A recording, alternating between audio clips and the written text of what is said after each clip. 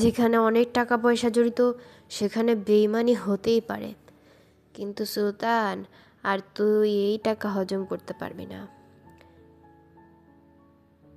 সুলতান হয়তো পারবে না, কিন্তু আমি পারবো।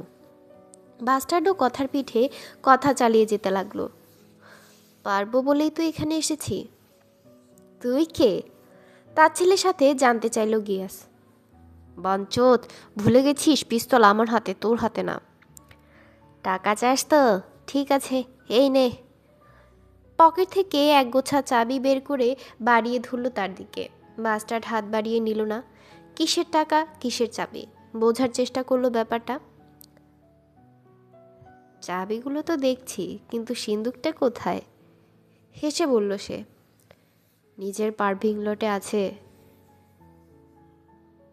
আমি তো গাড়ির চুরি করতে আসিনি। তুই কিসের খোঁজে এসেছিস আমি জানি। টাকাগুলো গাড়ির বুটেই আছে সব। সব? কত?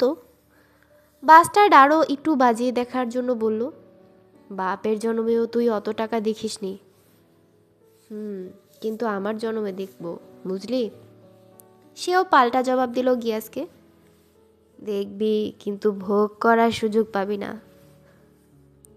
মাথা দুলালো বাস্টার্ড। তোরা তো আমাকে চিনিস না, কিভাবে আমাকে খুঁজে বের করবি? সুলতানি তোর কথা বলে দিবে, একেবারে তোতা পাখির মতো। মুচকি হাসল সে। তার দিকে ভুরু কুচকে চেয়ে রইল লেডি গিয়াস। কিছু না বললেও চোখের পলক ফেলল না। একটু চুপ থেকে দৃঢ়ভাবে এবার বাস্টার্ড বলল, ব্ল্যাক রঞ্জু এখন কোথায় আছে? রঞ্জু? লেডি গিয়াস যার পরনাই অবাক হলো। বাস্টার্ডকে আবদ্ধমস্তক দেখে নিল আরেকবার। আমার কথা মন দিয়ে শোন। রঞ্জু কোথায় থাকে, কিভাবে তার সাথে আমি দেখা করতে পারবো, সব তোকে বলতে হবে। ভালোই ভালোই বলবি, নয়তো তোকে দিয়ে আমি বলিয়ে নেব। পিস্তলটা গিয়াসের পায়ের দিকে তাক করে বলল শেষ কথাটা।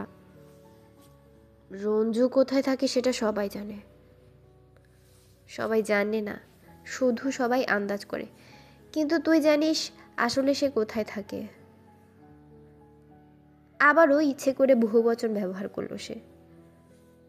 রঞ্জু কোথায় থাকে জেনে কি করবি তোরা? তুই কোনো প্রশ্ন করবি না, যা প্রশ্ন করার আমি করব। রঞ্জু কোথায় থাকে সেটা আমি জানি না। লেডি গিয়াসের কথাটা শুনে হেসে ফেলল বাস্টার্ড। এ কথাটা আর বলবি না, বুঝলি? আমি যদি কিছু না বলি কি করবি? লেডি গিয়াস আক্রমণাত্মক হয়ে উঠল। তোর দুই হাঁটুতে গুলি করব, মনে রাখিস। এটা দিয়ে গুলি করলে তেমন কোনো শব্দ হবে না। মাথা ধুলালো লেডি গিয়াস। তোর যা খুশি তাই কর, আমি কিছু বলবো না। বাস্টার্ড বেশ অবাক হলেও সেটা বুঝতে দিল না। তার সামনে লোকটা যে খুন খারাপিতে ওস্তাদ সেটা সে বুঝতে পারল। একে ভটকে না দিলে কোনো কথাই মুখ দিয়ে বের করা যাবে না। সুলতানের সাথে যা করেছিল তাই করলো লেডি গিয়াসের সাথে। থুতু ফেলার মতো শব্দ হতেই লেডি গিয়াস তার বাম হাঁটুতে ধরে বিছানার উপর শুয়ে পড়ল। গগন বিদারী চিৎকারটা বন্ধ করার জন্য লেডি গিয়াসের দিকে ঝুঁকে মুখটা বাম হাতে চেপে ধরতেই বাস্টার টের পেল তার ডান হাতটা খপ করে ধরে ফেলেছে প্রচণ্ড শক্তি নিয়ে। একটু নাড়তে পারছে না হাতটা। আচমকা এই প্রতিরোধে ভটকে গেল সে। বাম হাতে একটা ঘুষি মারল গিয়াসের মুখে, কিন্তু কাজ হলো না। শক্ত করে তার পিস্তল ধরা হাতটা ধরেই রেখেছে গিয়াস। ধস্তাধস্তি হবার উপক্রম হলো। হাঁটুতে গুলিবিদ্ধ কারোর কাছ থেকে এরকম মরিয়া প্রতিশোধ সে আশা করেনি। লেডি গিয়াস যেন তার হাঁটুর আঘাতের কথা ভুলেই গেছে। ডান হাতে হাঁটু চেপে রেখেছিল, সেটা দিয়ে এখন বাস্টারের বাম হাতটাও ধরে ফেলল। শারীরিক দিক থেকে তার চেয়ে একটু এগিয়ে আছে লেডি গিয়াস। সর্বশক্তি প্রয়োগ করে বাস্টারের অস্ত্র ধরা হাতটা এমনভাবে ধরে রেখেছে যে মরে গেলেও এ হাত ছাড়বে না। ডান হাঁটু দিয়ে লেডি গিয়াসের গুলিবিদ্ধ হাঁটুতে একটা আঘাত করল। বাস্টার জানে সুতীব্র যন্ত্রণা হচ্ছে, কিন্তু আহত লোকটা সেই যন্ত্রণা অগ্রাহ্য করতে পারছে বেশ ভালোভাবেই। দাঁত বের করে উন্মাদের মতো হাসল লেডি গিয়াস। সেই হাসি যেন ভৌতিক সিনেমার পিশাচের মতো। কার সাথে কি করতে এসেছিস বুঝবি এবার। ফ্যাঁসে গলায় নির্বিকারভাবে কথাটা বলল সে। সঙ্গে সঙ্গে দুহাতে ঝটকা মেরে বাস্টার্ডকে বিছানার উপর ফেলে দিল। বাস্টার্ডও জানে হাতের অস্ত্রটা বেহাত হয়ে গেলে এই জানোয়ারটার সাথে সুবিধা করতে পারবে না। বিছানার উপরেই ধস্তাধস্তি চলতে লাগলো। এবার লেডি গিয়াস সুযোগ বুঝে ডান হাতে বাস্টার্ডের চোয়ালে একটা ঘুষি মেরেই দুহাত দিয়ে অস্ত্র ধরা হাতটা এমনভাবে পেঁচিয়ে ফেললো যে বাস্টার্ডের আর কোনো উপায় রইল না। অবাক হয়ে সে দেখতে পেল লেডি গিয়াস দক্ষ কমব্যাট ফাইটারের মতো তার সশস্ত্র হাতটা কিভাবে নিরস্ত্র করে ফেলেছে। একটা উন্মাদগ্রস্ত হাসি ফেলে বাস্টার্ডের কবজিটা এমনভাবে মোচড় দিল যে সেটা ভেঙে যাবার উপক্রম হলো। বুঝতে পারল এরকম অবস্থায় বড়জোর 5 সেকেন্ড টিকতে পারবে সে, তারপরই অস্ত্রটা তার হাত থেকে ছিটকে পড়ে যেতে বাধ্য। অস্ত্রটা হাত থেকে পড়ে যাবার আগে শুধু ভাবতে পারল লেডি গিয়াসকে খুব বেশি খাটো করে দেখেছিল সে। মারাত্মক ভুল হয়ে গেছে। বাথরুমে ঢুকেও শাড়িটা পরতে হিমশিম খেল উমা। কি ঘটছে কিছুই তার মাথায় ঢুকছে না। লেডি গিয়াস নামের যে হারামিটার সাথে এখানে এসেছিল তার হাত থেকে নিষ্কৃতি পাওয়ার জন্য ছটফট করছিল সে। নিজেকে বিকিয়ে দেবার কঠিন সিদ্ধান্তটা নিয়েছিল গতকালই। তারপর আজ রাতে প্রথমবার নিজেকে বিকিয়ে দেবার জন্য লেডি গিয়াস নামের এক হোমরা চোমরার সাথে এখানে আসে। কিন্তু যখনই বুঝতে পারে তার এই দেহটা অচেনা এক পুরুষ ভোগ করবে, তখনই ভয়ে আর ঘেন্নায় কুঁকড়ে যায় সে। কাজটা কত কঠিন সে সম্পর্কে তার কোনো ধারণাই ছিল না।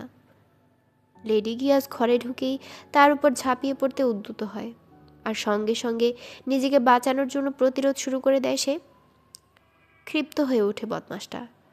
প্রথমে বুঝিয়ে সুঝিয়ে রাজি করানোর চেষ্টা করে, তারপর রেগে মেগে চপেটাঘাত কিলঘুষি মারতে আরম্ভ করে জানোয়ারটা।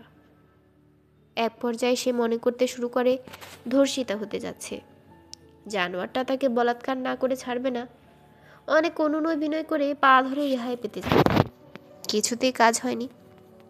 তাকে চট থাপ্পড় মেরে জোর করে শাড়িটা খুলে ফেলে নারী লোলুপ গিয়াস। ভেবেছিল জানোয়ারটার হাত থেকে বুঝি আজ তার নিস্তার নেই। মনে মনে ভগবানের কাছে প্রার্থনা করছিল পশুটার হাত থেকে যেন এ যাত্রায় তাকে বাঁচিয়ে দেন। ঠিক তখনই দরজায় টোকা পড়ে। রেগে মেগে লেডি গিয়াস দরজা খুলতেই যার আবির্ভাব হলো, প্রথমে তাকে দেবতা জ্ঞান করেছিল উমা। ভেবেছিল ভগবান তার প্রার্থনা শুনেছেন, কিন্তু এখন বুঝতে পারছে সে এক জানোয়ার থেকে আরেক জানোয়ারের কবলে পড়ে গেছে। এই জানোয়ারটার হাতে আবার অস্ত্রও আছে। লেডি গিয়াস তার কৌমার্য হরণ করতে ব্যগ্র ছিল, প্রাণে মেরে ফেলত না, কিন্তু এই অস্ত্রধারী জানোয়ারের চোখ মুখ দেখে মনে হচ্ছে খুন খারাপির উদ্দেশ্যেই এখানে এসেছে। বাথরুমের দরজায় খিল দিয়ে রেখেছে সে, মরে গেলেও এ দরজা খুলবে না। কি কুলুক্ষণে যে এই কাজ করতে রাজি হয়েছিল, এখন নিজেকেই গালে দিচ্ছে বারবার। সে তো এই লাইনের মেয়ে না। এরকম জীবন বেছে নিতে হবে দুঃস্বপ্নে ভাবেও নি কোনোদিন, কিন্তু নিয়তি তাকে বাধ্য করেছে। কত মেয়েকেই তো দেখেছে এ লাইনে কাজ করে বেঁচে পড়তে আছে। সেও তো বাঁচতে চেয়েছিল না, বাঁচাতে চেয়েছিল। ধস্তাধস্তি শব্দটা কানে যেতেই আবার রক্তহীন হয়ে গেল। দুই জানোয়ারের একে অন্যকে ঘায়েল করার জন্য মারামারি করছে। জান্তব গঙ্গানি শোনা গিয়েছিল কিছুক্ষণ আগে। তার একটু পরই গা শিউরে ওঠা হাসি। হাসিটা কার ছিল উমা ধরতে পারেনি। এখন শুধু ধস্তাধস্তির শব্দটাই শুনতে পাচ্ছে। ঘরে টিভি চলছে লো ভলিউমে, সেটার আওয়াজ ছাপিয়ে জান্তব শব্দটা রাজত্ব করছে। উমা টের পেল তার হাত পা অবশ হয়ে যাচ্ছে। অজানা আশঙ্কায় হৃদপিণ্ডটা লাফাচ্ছে। পরনের শাড়িটা কয়েকবার পরার ব্যর্থ চেষ্টা হয়েছে। তার দুহাত কাজ করছে না, ভয়াবহভাবে কাঁপছে, কোনোভাবেই নিয়ন্ত্রণে আনতে পারছে না। দাঁড়িয়ে থাকা শক্তিও যেন হারিয়ে ফেলছে আস্তে আস্তে। ধস্তাধস্তির শব্দটা এবার ছাপিয়ে গেল জিনিসপত্রের ভাঙচুরের আওয়াজে। কাঁচ ভাঙার শব্দ, যেন কেউ ভারী কিছু দিয়ে ঘরের সমস্ত জিনিসপত্র ভাঙছে তীব্র আক্রোশে। উমা খেয়াল করলো জোরে জোরে থুতু ফেলার মতো শব্দ হলো কয়েকটা। তার হাত পায়ের কাঁপাকাঁপি আরো বেড়ে গেল। ভয়াবহ কিছুটার আশঙ্কা করছে সে। 2 জানুয়ারির অস্পষ্ট গুঙানিটাও কানে আসছে এখন। দু চোখ বেয়ে অশ্রু গড়িয়ে পড়ল তার। বাথরুমের দরজায় ঠেস দিয়ে দাঁড়িয়েছিল এতক্ষণ। পা দুটো টলে গেলে মেঝেতে বসে পড়ল। এখনো বুকের কাছে দলা পাকানো শাড়িটা 2 হাত ধরে আটকে আছে। তীব্র ভয়ে একটা ঘোরের মধ্যে ডুবে গেল সে। কতক্ষণ সময় পার হয়েছে বলতে পারবে না। দরজার ওপাশ থেকে যে আওয়াজগুলো আসছিল এখন আর সেগুলো তার কানে পৌঁছাচ্ছে না। দোকানে শুধু ভো ভো শব্দ হচ্ছে। তার এই ঘোর লাগা অনুভূতিটা বাঁধল বাথরুমের দরজায় জোরে জোরে আঘাতের শব্দে। দরজায় ঠেস দিয়ে বসে থাকার কারণে মনে হলো তার পিঠে যেন আঘাতটা করা হচ্ছে। গায়ের পশম দাঁড়িয়ে গেল তার। মারামারি থেমে গেছে। 2 জানুয়ারির মধ্যে নির্ঘাত একটা মারা গেছে। তাহলে কোনটা মরেছে বুঝতে পারল না সে। কি করবে এখন? দরজা খুলে দেবে? না, মরে গেলেও সে দরজা খুলবে না। তাকে যদি মারতেই হয় দরজা ভেঙে মারুক। দরজা এবার জোরে জোরে লাথি মারা হলো। অধৈর্য হয়ে উঠেছে জানোয়ারটা। সুবর্ণা, দরজা খোলো, জলদি। কথাটা কানে যেতেই বুঝতে পারল লেডি গিয়াস বেঁচে আছে। সুবর্ণা নামটা তার নিজের। সদ্য এই লাইনে পা রাখা মেশে তাকে একটা নতুন নাম দেয়া হয়েছে। মিনা আপা আয়েশ করে হুস্কি খেতে খেতে নামটা তাকে দিয়েছে। এই লাইনে সব মেয়েরই নাকি এরকম ভুয়া নাম থাকে। আজকের জন্য সে স্রেফ সুবর্ণা। দরজা খোলো, আমাদেরকে এখান থেকে চলে যেতে হবে। লেডি গিয়াস অধৈর্য কণ্ঠে তোতলাতে তোতলাতে বলল। মনে মনে ভগবানকে ধন্যবাদ দিল মা। একটু আগে এই রাবণটার হাত থেকে রেহাই পাওয়ার জন্য প্রার্থনা করছিল, এখন কিনা তাকেই মনে হচ্ছে রাম। সে ভেবেছিল অস্ত্র হাতে যে লোকটা হুড়মুড় করে রুমে ঢুকেছিল তার সাথে লেডি গিয়াস পেরে উঠবে না। কিন্তু এখন বুঝতে পারছে জানোয়ারটা শুধু নারী লোলুপ নয়, বেশ সাহসীও বটে। সশস্ত্র এক যুবককে ঘায়েল করে ফেলেছে খালি হাতে। সুবর্ণা, আমি গিয়াস, খুলো, কোনো ভয় নেই। নিজেকে ধাতস্থ করে নিয়ে কোনো রকম মুখ দিয়ে বলল সে। খুলছি। গলায় আর একটু জোর এনে বলল, শাড়িটা পরে নেই। জলদি পড়ো, আমাদেরকে এখান থেকে চলে যেতে হবে। ভয় পেও না, ওই হারামজাদা মরে গেছে। এখনও তার হাত পা কাঁপছে, তবে শাড়িটা কোনো রকম গায়ে জড়িয়ে নিয়ে পড়ল সে। দরজা খুলতেই দেখতে পেল রক্তাক্ত গিয়াস তার সামনে কুঁজো হয়ে দাঁড়িয়ে আছে। তার বাম পায়ে হাঁটুর উপর একটা কাপড়ের পট্টি বাঁধা, কোনো রুমালি হবে সেটা। সেখান থেকেই চুইয়ে চুইয়ে রক্ত পড়ছে। ডান ভুরুটা কেটেও রক্তপাত হচ্ছে। ঠোঁটটাও অক্ষত নেই। নাকের একটা ছিদ্র দিয়ে রক্ত বের হচ্ছে। দম ফুরিয়ে হাঁপাচ্ছে সে। ভয়ের কিছু নেই, ওই সুরের বাচ্চাটা মরে গেছে। লেডি গিয়াসের ডান হাতে আগন্তুকের বড় নলওয়ালা পিস্তলটা। এ কথা শুনে উমা আশ্বস্ত হবার কথা, ভয় ডরও কমে আসা উচিত। কিন্তু লেডি গিয়াস একটু উপুর হয়ে বাম হাঁটুর ব্যান্ডেজটা চেপে ধরতেই যে দৃশ্যটা দেখতে পেল সেটা একেবারেই ভৌতিক। বরফের মতো জমে গেল সে। হায় ভগবান! বাথরুমের খোলা দরজার সামনে পাথরের মূর্তির মতো দাঁড়িয়ে আছে উমা। এইমাত্র তার পায়ের কাছে লুটিয়ে পড়েছে লেডি গিয়াস। বাথরুমের দরজা খুলে বিধ্বস্ত লেডি গিয়াসকে দেখতে পেয়েছিল সে। সেই সাথে তার ঠিক পেছনেই দেখতে পেয়েছিল ওই জানোয়ারটাকে। সন্তর্পণে গিয়াসের পেছন থেকে উদয় হয়ে সে। অথচ লেডি গিয়াস তাকে খুন করার কথা বলছিল তখন। ঘুণাক্ষরেও টের পায়নি যে খুন হওয়া মৃত ব্যক্তিটি জেগে উঠেছে পেছন থেকে। ব্যাপারটা যেন ভৌতিক সিনেমার কোনো দৃশ্য। প্রচণ্ড ভয় থেকে সাময়িক মুক্তি পেতে না পেতেই এই দৃশ্যটা দেখে উমার হাত পা মুহূর্তে অবশ হয়ে যায়। উমার চোখে মুখে ভীতিকর অভিব্যক্তি দেখে আর তার মুখ থেকে অস্পষ্টভাবে হায় ভগবান কথাটা বের হতে লেডি গিয়াস পেছনে ফিরে দেখার চেষ্টা করেছিল, কিন্তু সেই সময় পায়নি সে। প্রচণ্ড জোরে তার হাতে একটা চাকু বসিয়ে দেয় বাস্টার্ড। পেশিবহুল লেডি গিয়াস চোখে মুখে অবিশ্বাস নিয়ে ধপাস করে বসে পড়ে মেঝেতে।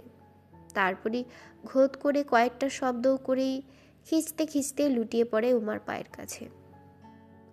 উমা মুখ দিয়ে কোনো শব্দ বের করেনি, বোবা মূর্তি হয়ে দাঁড়িয়ে আছে এখনো।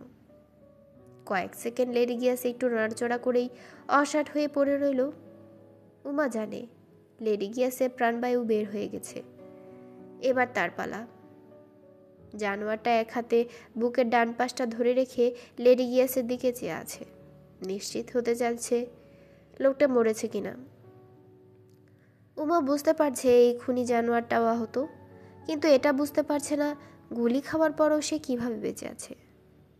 তার বুকের ডান পাশটা রক্তাক্ত, বাম হাত দিয়ে সেই জায়গাটা ধরে রেখেছে, তবে পা দুটো এখনও টলছে। দেখে মনে হচ্ছে বদ্ধ মাতাল। তবে সে জানে এই মাতাল একটু আগে বলশালী একজনকে নিজের হাতে খুন করেছে, তা না হলে তাকে এক ধাক্কা মেরে উমা এই ঘর থেকে দৌড়ে পালাতো। জানোয়ারটা উপর হয়ে লেডি গিয়াসের হাত থেকে নিজের পিস্তলটা তুলে নিতেই উমার বুকটা ছ্যাদ করে উঠল। তাকে কিছু একটা করতে হবে। কি করবে? বাস্টার্ড পিস্তলটা হাতে নিয়ে উঠে দাঁড়াতেই দেখতে পেল মেয়েটা 2 পা পিছিয়ে গেল। প্রথমে বুঝতে পারল না, সপ্রশ্ন দৃষ্টিতে তাকালো মেয়েটার দিকে। বাথরুমে ঢুকে ঝট করে দরজা লাগিয়ে দিল মেয়েটি। বাস্টার্ড কিছুই করতে পারল না, তার অবস্থাও ভালো না। গুলিটা লেগেছে বুকের ডান দিকে, ঠিক ফুসফুস বরাবর। বুলেটটা এফোর্ড ওফোর্ড হয়ে বেরিয়ে যাবার কথা, কিন্তু তা হয়নি, গেঁথে আছে বুকে। তবে যে শক্তি নিয়ে বুকে আঘাত করেছে তাতেই কাবু হয়ে গেছে সে। মনে হয়েছিল ভোঁতা স্ক্রুড্রাইভার দিয়ে তার বুকে আঘাত করা হয়েছে। এখনও বুকটা ব্যথা করছে। তার ধারণা পাঁজরের একটা হাড় বুঝি ভেঙে গেছে। লেডি গিয়াসের সাথে তার পেরে ওঠার কথা না, লোকটা বেশ পেশিবহুল, নিয়মিত জেমে যায়। মিস্টার ইউনিভার্স না হলেও মিস্টার বাংলাদেশ হওয়ার যোগ্যতা রাখে। শুধু যে শারীরিক যোগ্যতাও আছে তা নয়, লোকটা কমব্যাট ফাইটিংয়েও বেশ দক্ষ। নিতান্তই সৌভাগ্যের কারণে সে এখনও বেঁচে আছে। ধস্তাধস্তি করার সময় তার পিস্তল থেকে প্রায় সবগুলো গুলি ফায়ার হয়ে যায়, শুধুমাত্র একটা বাদে। ঘরের বিভিন্ন জায়গায় সেগুলো বিদ্ধ হয়েছে। ড্রেসিং টেবিলের কাঁচ, জানালার পর্দা, বিছানার বালিশ, আর অবশেষে লো ভলিউমে চলতে থাকা টিভি পর্দায়। আর সেই একমাত্র গুলিটাই তার বুকের এমন জায়গায় ঠেসে দিয়েছে লেডি গিয়াস, যেখানে লেডি গিয়াসেরই রক্ত লেগেছিল। তার সাথে ধস্তাধস্তির সময় ওটা লাগে। ওই গুলিটা করার পরই পিস্তলটা দিয়ে তার কপালের মাঝখানে ধরেছিল সে। বুকে গুলিবিদ্ধ হবার পরও বাস্টার্ড ভটকে যায়নি, কিন্তু পিস্তলটা কপালে ঠেকাতেই তার হাত পা বরফের মতো জমে গিয়েছিল। বেকার গস্তের মতো হেসে ট্রিগার চিপে দেয় লেডি গিয়াস। সব শেষ। চোখ দুটো বন্ধ করে শুধু এই কথাটাই ভাবতে পেরেছিল বাস্টার্ড। কিন্তু পিস্তল থেকে থুতু ফেলার মতো কোনো শব্দ না করে শুধু ক্লিক করে একটা আওয়াজ হয়, তারপর আরেকটা ক্লিক, ক্লিক ক্লিক। বাস্টার্ড বুঝে যায় পিস্তলে আর গুলি নেই। লেডি গিয়াস ঊর্ধ্বভ্রান্তের মতো ট্রিগার চেপে যাচ্ছে, চোখ বন্ধ করে অসহায় এর মতো পড়ে থাকার ভান করে সে, যেন লেডি গিয়াস মনে করে এক গুলি যথেষ্ট। লোকটা তাই ভেবেছে। রেগে মেগে তার পড়ে থাকা দেহে সজোরে একটা লাথি মেরে চলে যায় বাথরুমের দরজার কাছে। দ্বিতীয়বারের মতো বুলেট প্রুফ ভেস্টটা তাকে বাঁচিয়ে দিয়েছে। পুরনো ঢাকা থেকে এখানে আসার সময় যে প্রস্তুতি নিয়েছিল তার মধ্যে এই ভেস্টটাও ছিল। খুবই মূল্যবান এই ভেস্ট। সুইডেনের বিয়র্ক আমো কোম্পানির অত্যাধুনিক একটি বুলেট প্রুফ ভেস্ট এটি। শুটার সামাদ নিতান্তই শখের বশে জিনিসটা সংগ্রহ করেছিল 1 বছর আগে। তার কাছ থেকে উপযুক্ত দাম দিয়ে কিনে নিয়েছে সে। এই বুলেট প্রুফ ভেস্টটা ছাড়াও আরও একটা জিনিসের কাছে সে কৃতজ্ঞ, একটা হান্টার নাইফ। জিনিসটা সঙ্গে নিয়ে আসার কোনো ইচ্ছে তার ছিল না, কিন্তু পায়ের লেদার বুটটা পরার সময় যখন সে দেখতে পেল ডান পায়ের বুটের খাপে ওটা ভরা আছে, তখন আর রেখে আসেনি। লেডি গিয়াসের মতো পান্ডার সাথে খালি হাতে পেরে ওঠা অসম্ভব। সুতরাং লোকটা যখন বাথরুমের কাছে গিয়ে মেয়েটাকে ডাকতে লাগলো, সুযোগ বুঝে বাস্টার্ড আস্তে করে পায়ের বুট থেকে চাকুটা হাতে নিয়ে নেয়। সন্তর্পণে লেডি গিয়াসের পেছনে চলে গেলেও টের পায়নি। তবে মেয়েটা দরজা খুলেই বুঝতে পারে লেডি গিয়াসের পেছনে সে দাঁড়িয়ে আছে চাকু হাতে। ভাগ্য ভালো ভাইয়ের তো মেয়েটি চিৎকার দেয়নি। ক্ষণিকের জন্য সে বোবা হয়ে গেছিল। সেই সুযোগে পেছন থেকে পান্ডাটাকে এক আঘাতে শেষ করে দিতে পেরেছে। 10 মিনিট পর কিছুটা ধাতস্থ হলো সে। লেডি গিয়াসের নিথর দেহের দিকে তাকিয়ে একটা আক্ষেপে মন ভরে উঠল। ব্ল্যাক রঞ্জু সম্পর্কে তেমন কোনো তথ্যই তার কাছ থেকে জানতে পারেনি। ওদিকে লেডি গিয়াস যে কলগালটাকে নিয়ে এসেছে সে এখন বাথরুমের দরজা লাগিয়ে বসে আছে। সমস্যা নাই। লেডি গিয়াসের মোবাইল, মানিব্যাগ সহ যাবতীয় জিনিসপত্রগুলো একত্রে জোড়া করল সে। এগুলো তার দরকার হবে। মোবাইলটা চেক করে দেখল শেষ কলটা করা হয়েছে 15-20 মিনিট আগে। তার মানে সে ঘরে ঢোকার কিছুক্ষণ আগে। ফোনটা করা হয়েছে মিনা আপা নামের একজনকে। ফোন বুককে খুঁজে দেখল ব্ল্যাক রঞ্জু নামের কোনো কন্ট্যাক্ট সেভ করা আছে কিনা। এ নামে কেউ নেই। ফোন বুকে মাত্র 6টি কন্ট্যাক্ট। তার মধ্যে একটা সুলতানের আর একটা মিনা আপার। বাকি 4টা কন্ট্যাক্ট সেভ করা আছে অধ্যক্ষার জিপি দিয়ে, এডি দিয়ে, HMPকে। আজব, এত কম। আর এগুলোর মানে কি? পরক্ষণেই বুঝতে পারল ব্যাপারটা। লেডি গিয়াস ব্ল্যাক রঞ্জুর সাথে কলকাতায় থাকে, খুব কমই দেশে আসে। এই সিমটা হয়তো দেশে ঢোকার পর কিনেছে। আরও কোনো সিম কিনা আছে কিনা খুঁজে দেখল, না, মানিব্যাগে 6,000 টাকা ছাড়া তেমন কিছুই নেই।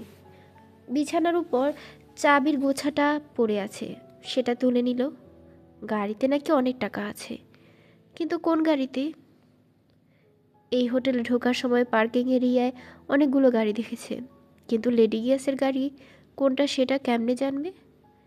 এক্ষুনি তাকে এখান থেকে চলে যেতে হবে। আর নিচের পার্কিংয়ে গিয়ে সবগুলো গাড়ি খুঁজে দেখাও সম্ভব নয়। ওখানে সিকিউরিটি গার্ড আছে। লেডি গিয়াস বেঁচে থাকলে খুব সহজেই জানা যেত। খুট করে একটা শব্দ হতেই বুঝতে পারল বাথরুমের ভেতর থেকে সেটা এসেছে। বাথরুম? মেয়েটা তো ওখানেই আছে। ব্যাপারটা চট করেই তার মাথায় এলো। লেডি গিয়াসে কলগার্ডটাকে সাথে করে নিয়ে এসেছে। তাহলে গাড়িটার কথা মেয়েটা জানে। সে জানে কোন গাড়িটা লেডি গিয়াসের। উমার হাত পা আবারও অবশ হয়ে গেছে। এক খুনির হাত থেকে বাঁচার আশায় এই বাথরুমে ঢুকে আছে প্রায় 15-20 মিনিট হলো। অদ্ভুত ব্যাপার হলো, খুনি তাকে বের হবার জন্য একবারের জন্য তাড়া দেয়নি। কোনো সাড়া শব্দও পাওয়া যাচ্ছে না। ঘরে কোনো মানুষ আছে বলে মনেও হচ্ছে না। উমার মনের একটা অংশ বলছে খুনি তাকে কিছু করবে না, তাকে মেরে তার কী লাভ, সে তো তার কোনো ক্ষতি করেনি। আবার অন্য একটা অংশ বলছে এই খুনি তাকেও খুন করবে, কোনো প্রমাণ না রাখার জন্য। তার ভাগ্যে কী আছে সেটা বুঝতে পারছে না। মাথাটা একদমই কাজ করছে না। সজোরে দরজা বন্ধ করার শব্দ কানে আসতেই নড়ে চড়ে উঠল সে। বাথরুমের দরজায় কান পেতে শোনার চেষ্টা করলো। ভেতরে কোনো সাড়া শব্দ পাওয়া যাচ্ছে না। খুনিটা কি চলে গেছে? কিছুক্ষণ অপেক্ষা করলো উমা। কোনো শব্দ পেল না। গাঢ় নিস্তব্ধতা নেমে এসেছে। ঘরের মধ্যে দেয়াল ঘড়িটা আছে, সেটা টিকটিক শব্দ পর্যন্ত শোনা যাচ্ছে, কিন্তু কোনো মানুষের উপস্থিতি টের পাচ্ছে না। খুনি এসেছিল লেডি গিয়াসকে মারতে, তার কাজ হয়ে গেছে। সুতরাং তার মতো একটা তুচ্ছ মেয়ের পেছনে সময় নষ্ট করার কোনো মনে হয় না। উমা এবার নিশ্চিত খুনি ঘর থেকে বের হয়ে গেছে। এতক্ষণে সম্ভবত গাড়িটা নিয়ে হোটেল থেকে বেরিয়ে গেছে সে। জোরে জোরে বার কয়েক নিঃশ্বাস নিল। বুকে সাহস সঞ্চয় করে দরজাটা আস্তে করে ফাঁক করলো একটুখানি। ঘরে কেউ নেই। লেডি গিয়াসের নিথর দেহটা পড়ে আছে বিছানার পাশে। উমার বুকের ভেতর জমে থাকা একদলা নিঃশ্বাস বের হয়ে এলো। দরজাটা পুরোপুরি খুলে পা রাখলো ঘরের ভেতর। খপ করে তার মুখটা চেপে ধরলো শক্ত একটা হাত। অন্য একটা হাত পেছন থেকে জাপড়ে ধরলো তাকে। উমা বুঝতে পারলো পেছন থেকে তাকে সেই খুনি ধরে ফেলেছে। তাকে কৌশলে বাথরুম থেকে বের করে এনেছে লোকটা। এখন আর কিছু করার নেই। কোনো রকম প্রতিরোধ করতে পারল না সে, হাল ছেড়ে দিল। জানে মৃত্যু এখন অবধারিত। দু চোখ বেয়ে অশ্রু গড়িয়ে পড়ল তার। খুব কান্না এলো, কিন্তু খুনি তার মুখটা চেপে ধরেছে বলে কোনো শব্দ করতে পারল না। অসুস্থ মা বাবার চেহারা ভেসে উঠল তার চোখের সামনে। একদম চিৎকার করবে না, উমার কানের কাছে মুখ দিয়ে ফিসফিসিয়ে বলল বাস্টার্ড। আমি তোমার কোনো ক্ষতি করব না, যদি আমার কথা মতো কাজ করো, বুঝতে পারছো? কোনো রকম মাথা নেড়ে বলতে পারল উমা। শক্ত করে এক হাতে তার মুখ চেপে রাখা হয়েছে, অন্য হাতে তার গলায় ধরে রেখেছে ধারালো চাকুটা। এই চাকুটা দিয়ে লেডি গিয়াসকে হত্যা করা হয়েছে।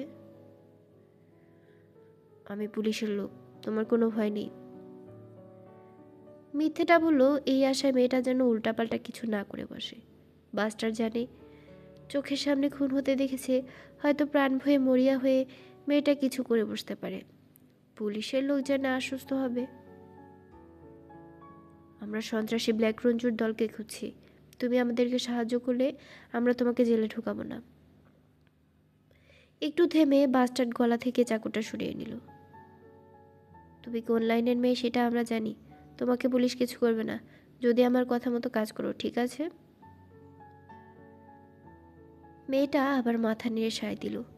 বোঝা যাচ্ছে পুলিশের লোক শুনে অনেকটাই আশ্বস্ত হয়েছে সে। এবার আস্তে করে মেয়েটার মুখ থেকে হাতটা সরিয়ে দিল বাস্টার্ড। মেয়েটা বুক ভরে নিঃশ্বাস নিতে শুরু করলো। তোমার নাম কি? ফ্যালফ্যাল করে বাস্টার্ডের দিকে চেয়ে রইল উমা। আমার নাম, আমি উমা। একটু তোতলালো। আসল নামটা বলো। এবার মেয়েটার মুখোমুখি সে, দায়িত্বশীল পুলিশ কর্মকর্তার মতো আচরণ করছে সে। এটাই আমার আসল নাম।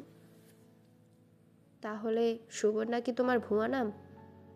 মেয়েটা অবাক হলো, বুঝতে পারলো না এই নামটা কিভাবে জানতে পারলো পুলিশের লোকটি।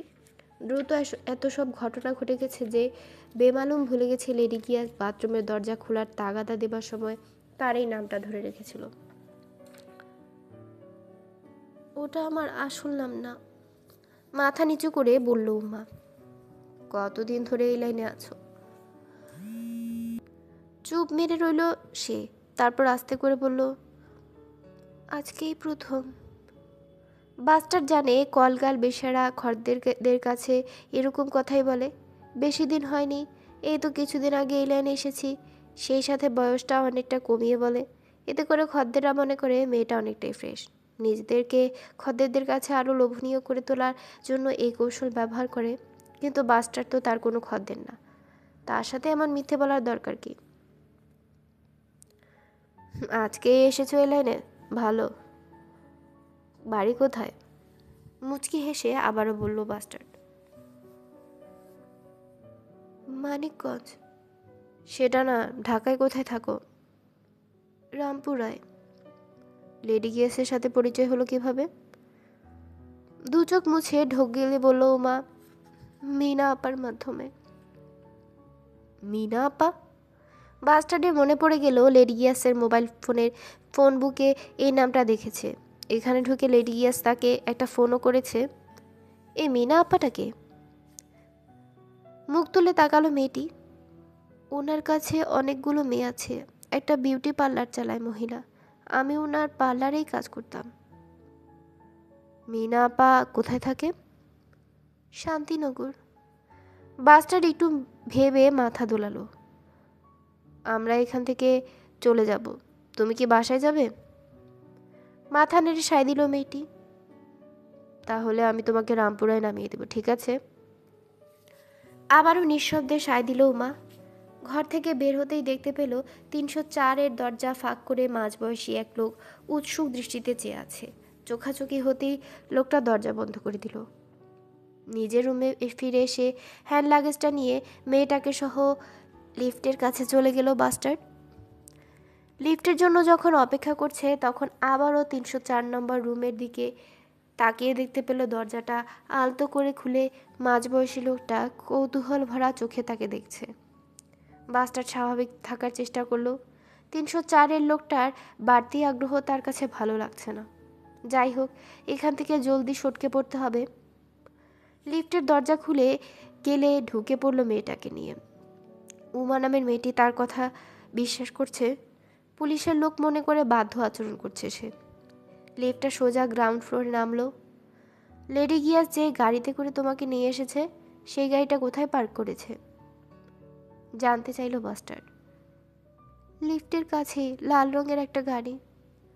উমা সরলভাবেই জবাব দিল। লিফট থেকে বের হয়ে আশেপাশে তাকাতেই দেখতে পেল কয়েক গজ দূরে ডান দিকে একটা লাল গাড়ি পার্ক করা আছে। গাড়িটার দিকে ইশারা করে মেয়েটাকে বলল সে, এটা? মাথা নেড়ে সায় দিল উমা। চাবি দিয়ে গাড়ির পেছনের দরজা খুলে মেয়েটাকে ভেতরে ঢুকতে বলল। মেয়েটা গাড়িতে উঠতেই বাসটার পেছনের বুটটা খুলে দেখতে পেল বড়সড় একটা গল্ফ ব্যাগ। পেছনের চেনটা খুলতেই 500,000 টাকার বান্ডেলগুলো দেখতে পেল।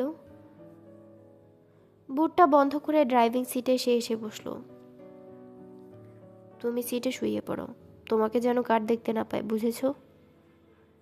কথাটা শুনে উমা একটু ভয় পেয়ে গেলেও কথা মতো কাজ করলো। গেটের দারোয়ান আর গার্ডদের এখান থেকে দেখা যায় না, কিন্তু বাস্টার জানে গাড়িটা বের করে গেটের দিকে এগোলেই তাদের দেখা যাবে, তারাও তাকে দেখতে পাবে। তাই হলো। কিছুটা দূর থাকতেই গেটের সামনে দাঁড়িয়ে থাকা দারোয়ান অবাক হয়ে তার গাড়িটার দিকে চেয়ে রইল। হাত উঁচিয়ে গাড়িটা থামানোর ইশারা করে লোকটা গাড়ির কাছে এগিয়ে এলো হনহন করে। জানালার কাচ নামিয়ে দিল বাস্টার্ড। কই যাইতেছেন? কত নম্বরের গেস্ট? 306-এর। এই তো একটু আগে ফ্যামিলি নিয়ে এয়ারপোর্ট থেকে এসেছি, চিনতে পারেননি? দারোয়ান ভুরু কুচকে তার দিকে চেয়ে রইল।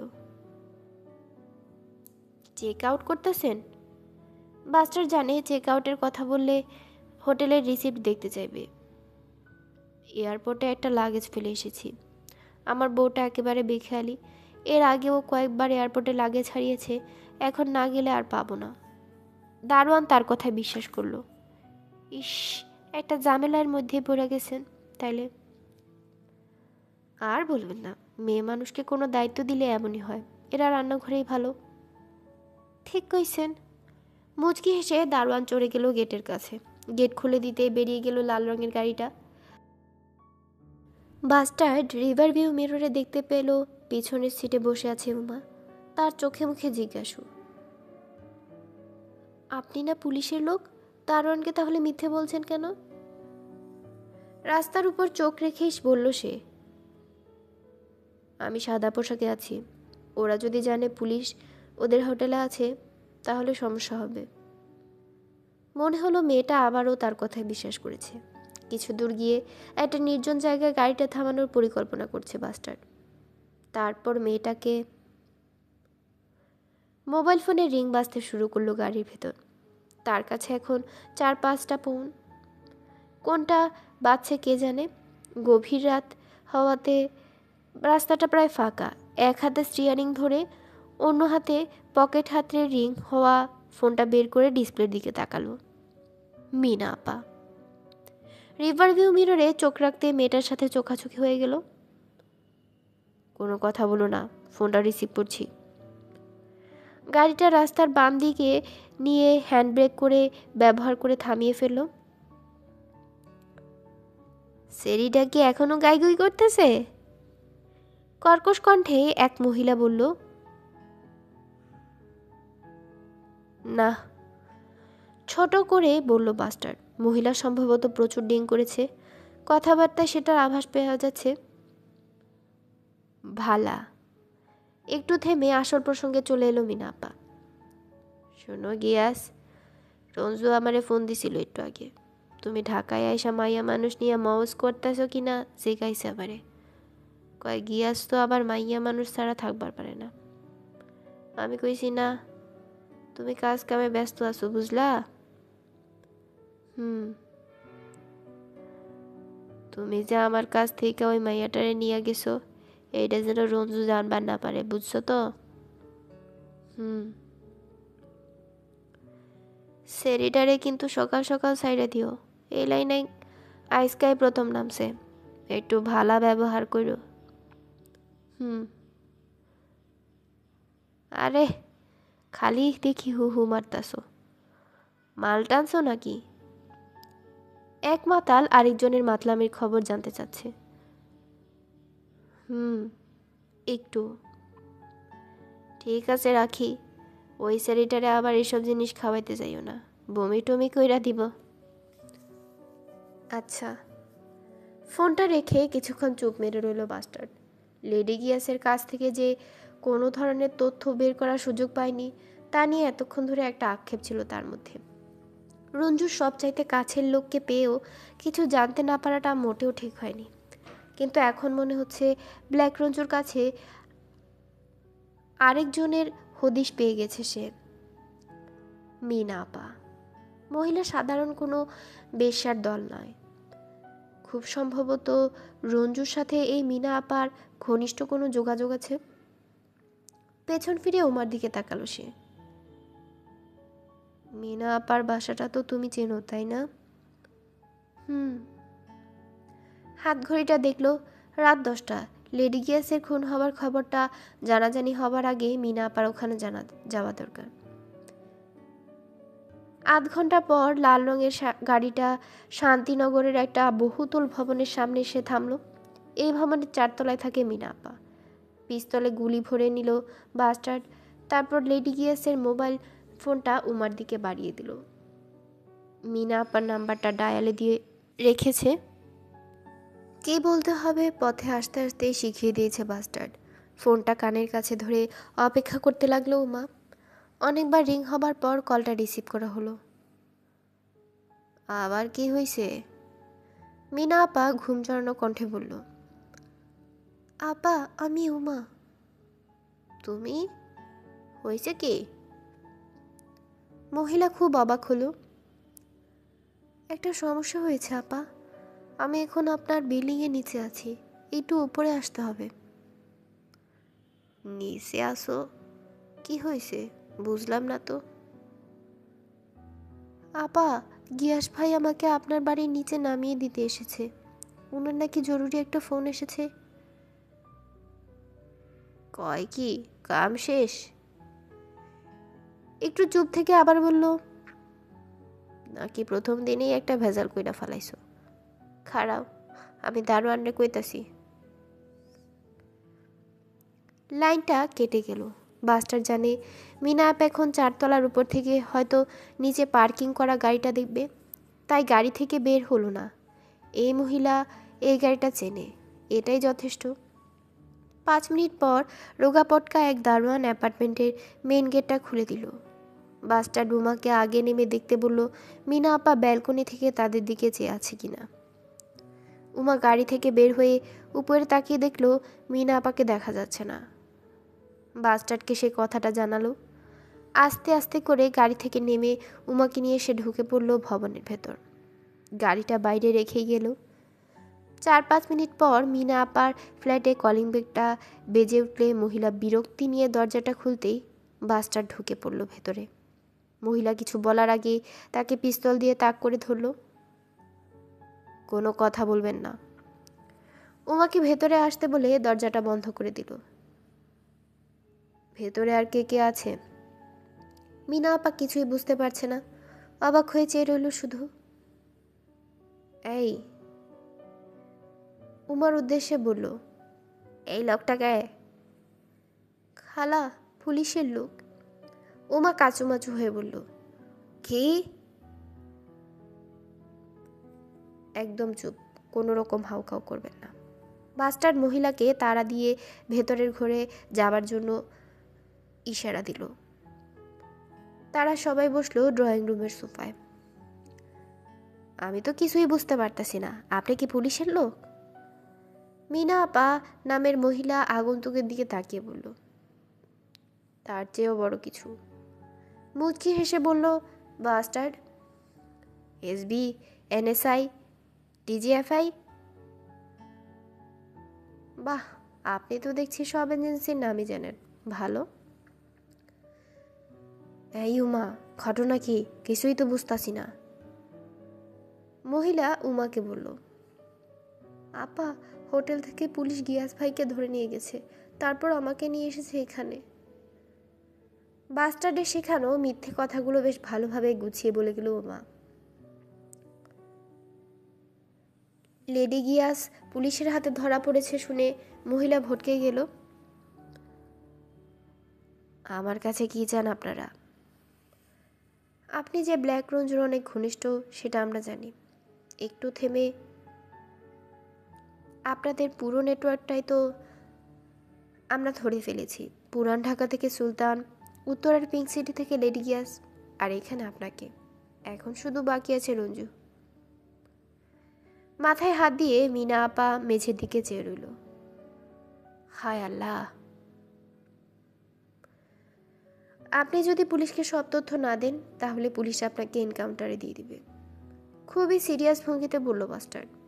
মুখ তুলে তাকালো মহিলা, চোখে মুখে তার ভয়। রঞ্জু এখন কোথায় আছে? পিস্তলটা মহিলার দিকে তাক করে বলল সে। আমাদের হাতে খুব বেশি সময় নেই, কোনো রকম চালাকি করবেন না। কলকাতায়, ছোট করে বলল মিনা আপা। কলকাতায় কোথায়?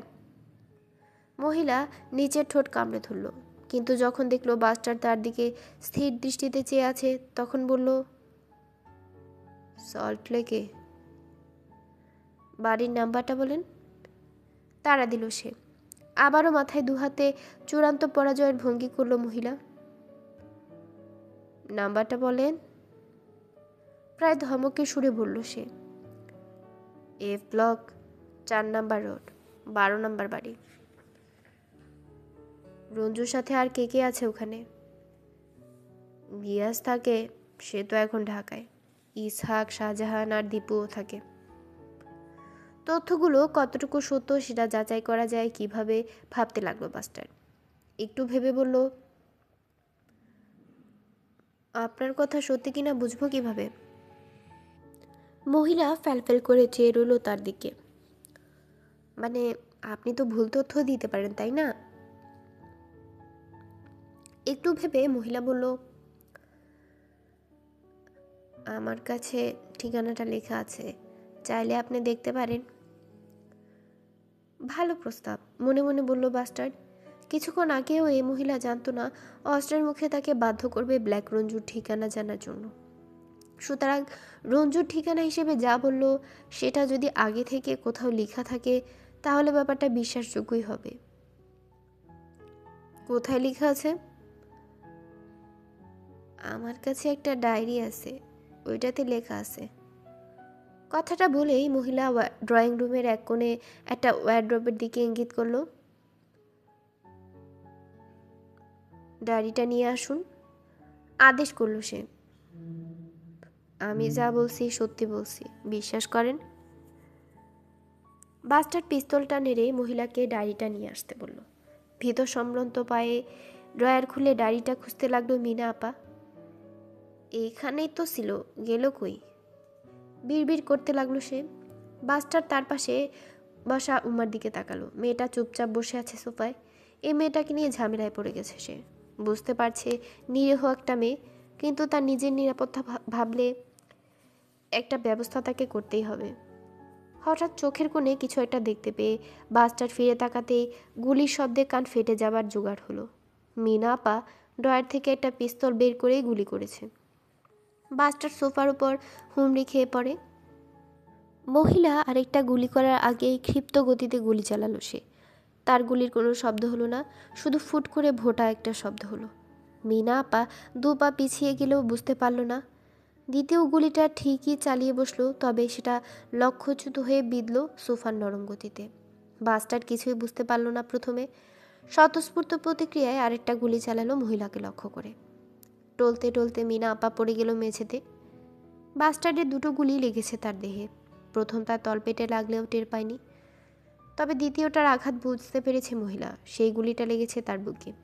কিছুক্ষণের মধ্যেই মহিলার রক্তে মেঝেটা ভিজে গেল। বাস্টার্ড বুঝতে পারল তার শরীরেও একটা গুলি লেগেছে। বুলেট প্রুফ ভেস্ট করে লেগেছে। অসম্ভব। বাম কাঁধে চিনচিন করে ব্যথা করছে। পাশ ফিরে দেখলেও উমা আতঙ্ক ভরা চোখে চেয়ে আছে তার দিকে, তার গলার দিকে। ডান হাতে কাঠটা ধরে বুঝতে পারল রক্তে ভিজে গেছে শার্ট। বুলেট প্রুফ ভেদ করে কিভাবে গুলি লাগলো বুঝতে পারছে না।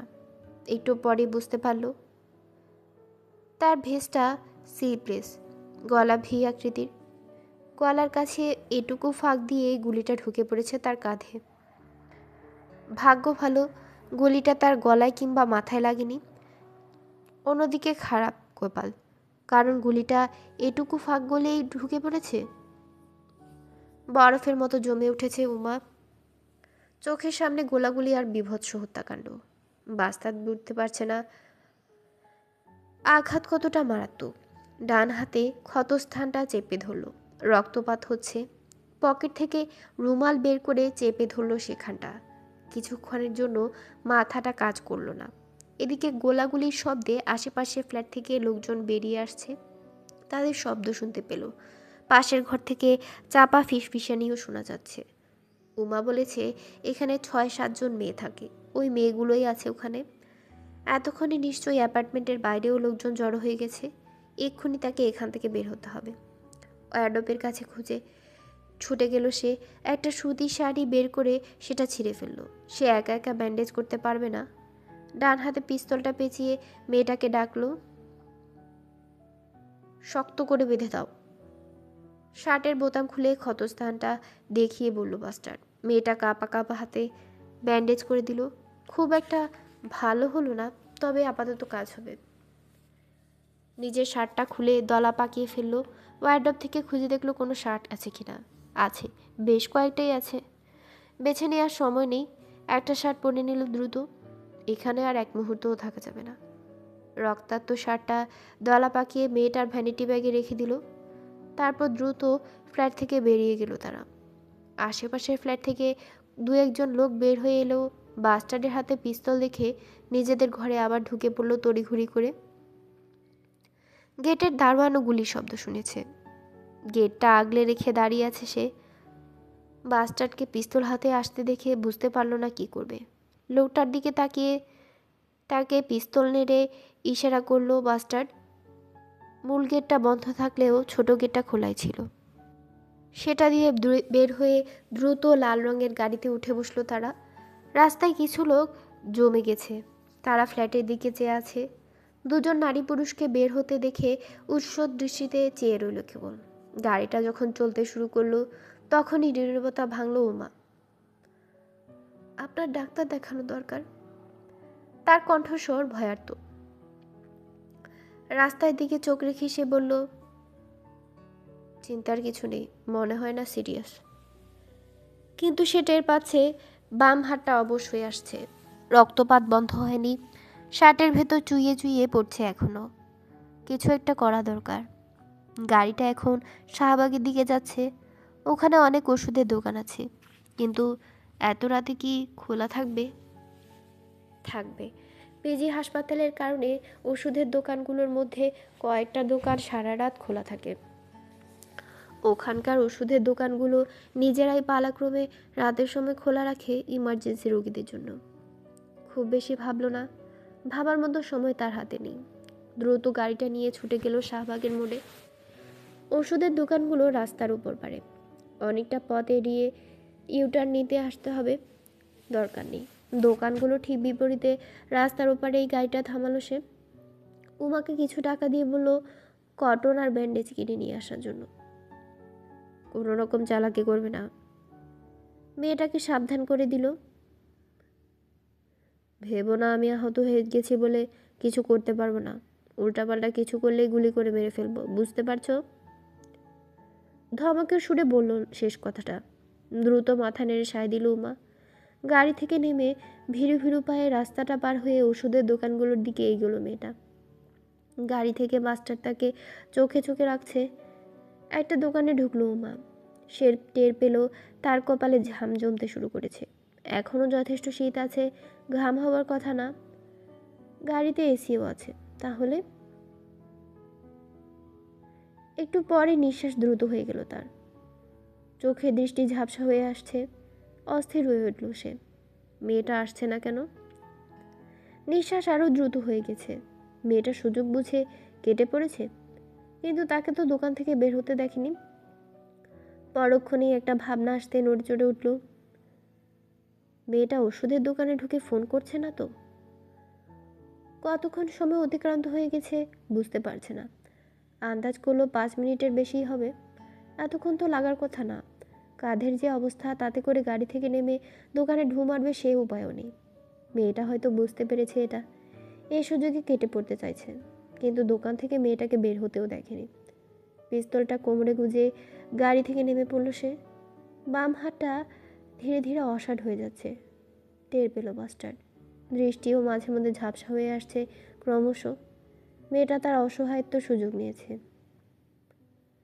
রাস্তাটা পার হতে বেগ পেল সে। পা দুটো এখনও টলতে শুরু করেছে। অনেক বড় ঝুঁকি নিয়ে ফেলেছে। মেয়েটা যদি লোকজনের দৃষ্টি আকর্ষণ করে। যে দোকানে মেয়েটা ঢুকেছে সেটা অনেক বড়, তবে সামনে থেকে নয়, লম্বায়। দোকানের সামনে যে প্যাসেজওয়েটা চলে গেছে সেটার বড় বড় পিলারগুলোর কারণে দোকানের ভেতরটা রাস্তার ওপার থেকে দেখা যায়নি। এখন দোকানের সামনে আসতেই দেখতে পেল মেয়েটার ভেতরের শেষ প্রান্তে কাউন্টারের সামনে ঘুরে দাঁড়িয়ে আছে, তার একটা হাতে ফোনের কাছে।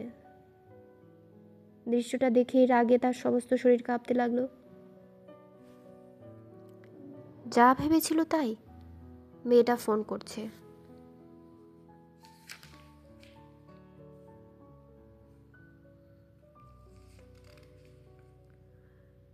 লন্ডন থেকে 2 দিন আগে এসেছে। এখনও অফিসিয়ালি জয়েন করেনি, কিন্তু ক্রাইম সিনে চলে আসতে হয়েছে জেফরি বেককে। উত্তরার হোটেল পিঙ্ক সিটিতে একটা হত্যাকাণ্ড ঘটে গেছে কিছুক্ষণ আগে। ঠিক করে বলতে গেলে রাত 10টার দিকে। খুনি হোটেল থেকে কৌশলে বেরিয়ে যেতেই পাশের রুমের গেস্টের সন্দেহ হয়। লোকটা সেনাবাহিনীর সাবেক এক কর্মকর্তা, ইঞ্জিনিয়ার করে লেফটেন্যান্ট কর্নেল ছিল। অকালে অবসর নিয়ে বিদেশে চলে যায়। আজই দেশে এসেছে সপরিবারে। ঢাকায় একদিন থেকে চলে যাবে গ্রামের বাড়িতে। এই সাবেক মিলিটারি অফিসারই প্রথম টের পায় পাশের রুমে ভয়ানক কিছু হচ্ছে। খুনিকে দেখেছে সে। এক মেয়ে নিয়ে রুম থেকে বেরিয়ে 306 নম্বরে চলে যায়, তারপর সোজা লিফটের কাছে। কর্নেল সাহেব আর দেরি করেনি, সঙ্গে সঙ্গে ম্যানেজারকে জানিয়ে দেয় 303-এ কিছু একটা হয়েছে। কিন্তু ম্যানেজার নিচের পার্কিং এরিয়ায় খবর দেওয়ার আগেই খুনি সটকে পড়ে। কর্নেল সাহেব পুলিশকে জানিয়েছে ম্যানেজার লোকটা নাকি পুলিশ ডাকতে চায়নি, খুনের ঘটনা গোপন করতে চেয়েছিল। তার নিজের হোটেলের একজন গেস্ট খুন হলো, অথচ লোকটা ধামাচাপা দেবার চেষ্টা করছে। খুবই সন্দেহজনক। কর্নেলের চাপাচাপিতেই বাধ্য হয়ে পুলিশ ডেকেছে ম্যানেজার। পুলিশ কর্নেল সাহেবের কথায় বিশ্বাস করে হোটেল ম্যানেজারকে তাৎক্ষণিকভাবে জিজ্ঞাসাবাদ করে নিশ্চিত হয়েছে লোকটার আচরণ আসলেই সন্দেহজনক। হোটেলের রেজিস্ট্রিতে 303 নাম্বার রুমে কোনো গেস্ট আছে বলে উল্লেখ নেই। আজব, নিহতের সম্পর্কে কোনো কিছুই পুলিশকে জানতে পারেনি সেজন্য। এই একটা অপরাধে ম্যানেজারকে রিমান্ডে নিয়ে জিজ্ঞাসাবাদ করা যায়। নিজেকে বাঁচানোর জন্য ম্যানেজার যা বলেছে তার সবই গেছে তার বিরুদ্ধে। মাত্র কয়েক ঘন্টা আগে উঠেছে, নামটাম লেখার সময় পায়নি, একটু পরেই সব ফর্মালিটি সেরে ফেলত। আচ্ছা, পুলিশকে এত বোকা ভাবে লোকটা? নিহতের সাথে একটা মেয়ে ছিল, সে কে? না, কোনো মেয়ে ছিল না। বেচারা পুলিশের সামনে একেবারে নাকাল হয়ে যায় যখন তার কর্মচারীরা জানায় নিহতের সাথে সত্যি এক মেয়ে ছিল। এত উল্টাপাল্টা কথা বলার পর তাকে সন্দেহের বাইরে রাখার কি কোনো উপায় থাকে? উত্তরা থানার পুলিশ লোকটাকে সঙ্গে সঙ্গে গ্রেফতার করে নিয়ে থানায় যায়। সব কিছু বিবেচনা করে পুলিশ মনে করছে হোমিসাইড ডিপার্টমেন্টকে ডেকে পাঠানো দরকার। তারা সন্দেহ করছে এটার পেছনে আন্তর্জাতিক স্মাগলিং চক্রের হাত থাকতে পারে। এয়ারপোর্টের কাছে একটি হোটেলে খুন, ক্রাইম সিনেও অনেক আলামত আছে, সুতরাং তারা আর দেরি করেনি। এখানে এসেছে 10-15 মিনিটের বেশি হবে না। এখন রুম নাম্বার 303-এ দাঁড়িয়ে আছে হোমিসাইড ডিপার্টমেন্টের ইনভেস্টিগেটর জেফরি বেক। তার সামনেই বিছানার পাশে বাথরুমের দরজার কাছে মুখ থুবড়ে পড়ে আছে 30-35 বছরের এক যুবক। লোকটার বাম পায়ে একটা গুলি করা হয়েছে, আর পেছন থেকে ধারালো কিছু দিয়ে বীভৎসভাবে স্টেপ করার আলামত স্পষ্ট চোখে পড়েছে। সম্ভবত মৃত্যু হয়েছে সেই আঘাতেই। তবে অবাক করার ব্যাপার হলো, হোটেলের সবাই বলছে তারা কোনো গুলির শব্দ শুনেনি। ম্যানেজার কিংবা কর্মচারীরা না হয় মিথ্যে বলতে পারে, কিন্তু আশেপাশের রুমগুলোর গেস্টরাও কথা বলেছে পুলিশকে, বিশেষ করে অবসরপ্রাপ্ত কর্নেল সাহেব, যে কিনা পুরো ঘটনা ভালো মতো ফলো করেছে। লোকটা সেনাবাহিনীর কর্মকর্তা ছিল, গোলাগুলির ব্যাপারে তার অভিজ্ঞতা আছে। জোর দিয়ে বলেছে কোনো রকম গুলির শব্দ হয়নি, শুধু ধস্তাধস্তি আর ভাঙচুরের শব্দ ছাড়া। জেফরি এখানে আসার আগে উত্তরা থানার পুলিশ এই তথ্যগুলো জানতে পেরেছে। জেফরির কাছে একটু খটকা লাগলো। খুনির কাছে অত্যাধুনিক পিস্তল ছিল সেটা নিশ্চিত, সম্ভবত সাইলেন্সার লাগানো। তাহলে চাকু দিয়ে বীভৎসভাবে হত্যা করার দরকার পড়ল কেন? ঘরের ভেতর কমপক্ষে 7-8টি গুলির স্পট পাওয়া গেছে এখন পর্যন্ত। বোঝাই যাচ্ছে নিহত ব্যক্তির সাথে খুনির ধস্তাধস্তি হয়েছে। নিহতের পায়ে একটি সহ মোট 8টি গুলি হলো, অথচ কেউ তার আওয়াজ শুনতে পেল না। পিস্তলের গুলি কি ফুরিয়ে গিয়েছিল? হতে পারে। মোট 8টি গুলির সবগুলোই খোসা ঘরের ভেতর পাওয়া গেছে। এভিডেন্স হিসেবে জব্দ করা হয়েছে সেগুলো। জেফরির জন্য একটা সুযোগ এসে গেছে বলা যাবে। এই গুলির খোসা থেকেই সে খুঁজে বের করার চেষ্টা করবে সম্ভাব্য ঘাতককে। ব্যাপারটা কদিন আগেও অসম্ভব বলে মনে হতো, তবে এখন শুধু সম্ভবই নয়, স্কটল্যান্ড ইয়ার্ডের মতো বিশ্বনন্দিত সংস্থাও স্বীকৃতি দিয়েছে। দ্রুত এই পদ্ধতিটা সারা বিশ্বের পুলিশ এবং তদন্তকারী সংস্থার মধ্যে ছড়িয়ে পড়বে, সেই সাথে তার নামও। হ্যাঁ, তার নাম জেফরি। অবশ্য কাজটার কৃতিত্ব তার একার নয়, আরেকজন অংশীদার আছে, স্কটল্যান্ড ইয়ার্ডের ইন্সপেক্টর সুলিভান অ্যাভারডিন বেক। গত বছর নেট চ্যাটিংয়ে জেফরি বেক একটা ধারণা শেয়ার করেছিল স্কটল্যান্ড ইয়ার্ডের এই ইন্সপেক্টরের সাথে। ব্যাপারটা একেবারেই টেকনিক্যাল। বিভিন্ন ধরনের খুন খারাপির ঘটনায় পুলিশ গুলির খোসা উদ্ধার করে থাকে। এসব গুলির খোসা আদালতে প্রমাণ হিসেবে জব্দ করা হয়ে আসছে দীর্ঘকাল থেকে, কিন্তু এ থেকে যে অসাধারণ একটি জিনিস পাওয়া যেতে পারে সেটা জেফরির আগে কেউ বুঝতে পারেনি। গুলির খোসাগুলো থেকে আরও বাড়তি কিছু তথ্য বের করার একটা পদ্ধতি বের করেছে হোমিসাইডের এই চিফ ইনভেস্টিগেটর জেফরি বেক। জনপ্রিয় লেখক জায়েদ রহমানের হত্যাকাণ্ডের তদন্ত করতে গিয়ে সে বাস্টার নামের এক ভয়ঙ্কর আর স্মার্ট খুনির খোঁজ পায়। নিখুঁতভাবে কোনো প্রমাণ না রাখে কাজ করে এই খুনি। জেফরি তার কর্মজীবনে এমন ঠান্ডা মাথার খুনি আগে কখনো দেখেনি। তো জায়েদ রহমানের কেসটা তার নিজের জন্য একটা ব্যর্থতা ছিল, কারণ শেষ পর্যন্ত সে প্রমাণ করতে পারেনি খুনটা বাস্টার্ড করেছে। আর এই খুনের জন্য খুনিকে নিযুক্ত করেছিল বিশিষ্ট শিল্পপতি CE সিদ্দিকী। জায়েদ রহমানের হত্যাকাণ্ডের তদন্ত করতে গিয়ে তার সফলতা হয়েছে বলতে সে উদ্ঘাটন করতে পেরেছিল খুনটা কে করিয়েছে, কাকে দিয়ে করেছে এবং কেন করিয়েছে। আর ব্যর্থতা বলতে দোষী কাউকে সে সাক্ষ্য প্রমাণের ভিত্তিতে অপরাধী হিসেবে প্রমাণ করতে পারেনি। বাস্টার্ড নামের খুনি তার ধোঁয়াছোঁয়ার বাইরে চলে যায়, ফলে ব্যাপারটা তার ব্যক্তিগত অনুশোচনায় পরিণত হয়। তবে হাল ছেড়ে দেবার পাত্র নয় সে। কিছুদিন পর হুট করেই একটা বিষয় তার মাথায় আসে। তার নিজের ঘরে খুনির সাথে যখন ধস্তাধস্তি হয়, তখন খুনির পিস্তল থেকে একটা গুলি বের হয়ে গিয়েছিল। সেই গুলির খোসা এভিডেন্স হিসেবে সংরক্ষিত আছে তার ডিপার্টমেন্টে। সেই গুলির খোসা মানে বুলেটের খোসায় কি খুনির আঙ্গুলের ছাপ আছে না? আছে তো। সাধারণত অস্ত্রধারী ব্যক্তি নিজের হাতেই পিস্তল রিভলভারে গুলি ভরে থাকে, শতকরা হিসেবে প্রায় 99%। গুলি হবার পর গুলির খোসা অস্ত্র থেকে ছিটকে পড়ে, সেই বুলেটের খোসায় অস্ত্রধারী লোকের আঙ্গুলের ছাপ থেকে যায়। যেহেতু গুলি ভরার ক্ষেত্রে তর্জনী আর বুড়ো আঙ্গুলের ব্যবহার হয়ে থাকে, সে কারণে গুলির খোসার গায়ে আঙ্গুলের ছাপ থাকবেই। ব্যাস, কাজে নেমে পড়ে জেফরি বেগ। ফিঙ্গারপ্রিন্ট টিমের সাহায্যে এরকম একটি গুলির খোসা থেকে আঙ্গুলের ছাপ বের করার চেষ্টা করতে থাকে সে। কিন্তু কাজটা খুব সহজ নয়। তারপরও চেষ্টা করতে থাকে। এমন সময় ইন্টারনেটে স্কটল্যান্ড ইয়ার্ডের ইন্সপেক্টর বেকের সাথে নিয়ে বিস্তারিত আলাপ হয়ে ওঠে। তারপর সে আগ্রহী হয়ে ওঠে। শুরু হয় বিশ্বের দুপ্রান্তে দুজন মানুষের প্রচেষ্টা।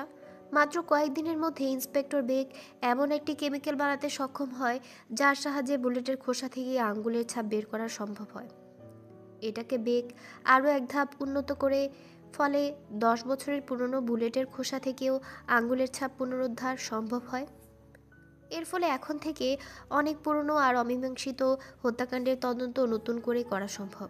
ব্যাপারটা স্কটল্যান্ড ইয়ার্ড অব্যাহত করা হলেও তারা আর দেরি করেনি। জেফ্রি বেক এবং ইন্সপেক্টর সুলিভান বেককে বিশেষ সম্মাননা দেবার সিদ্ধান্ত নেয়। গুলির খোসা থেকে ক্রিমিনালের আঙ্গুলের ছাপ বের করার এই পদ্ধতির নামকরণ করেছে তারা জেফ্রি বেক টেকনিক হিসেবে। সেই আমন্ত্রণেই জেফ্রি চলে যায় লন্ডনে। লেখক জায়দে রেহমানের কেসে নিজের যে ব্যর্থতা সেটা যেন অনেকটাই ভুলিয়ে দিয়েছে নতুন এই সাফল্য। খুব সামান্য একটা ব্যাপার, গুলির খোসা, কিন্তু সেটাতে কত দরকারি তথ্যই না লুকিয়ে থাকে। তার কাছে এখন মনে হচ্ছে জেফ্রি বেক টেকনিকটা প্রয়োগ করার উপযুক্ত কেস এটি। গুলির খোসাগুলো থেকে প্রিন্ট নেবার ব্যবস্থা করতে হবে। একটা সিদ্ধান্ত নিয়ে ফেলল।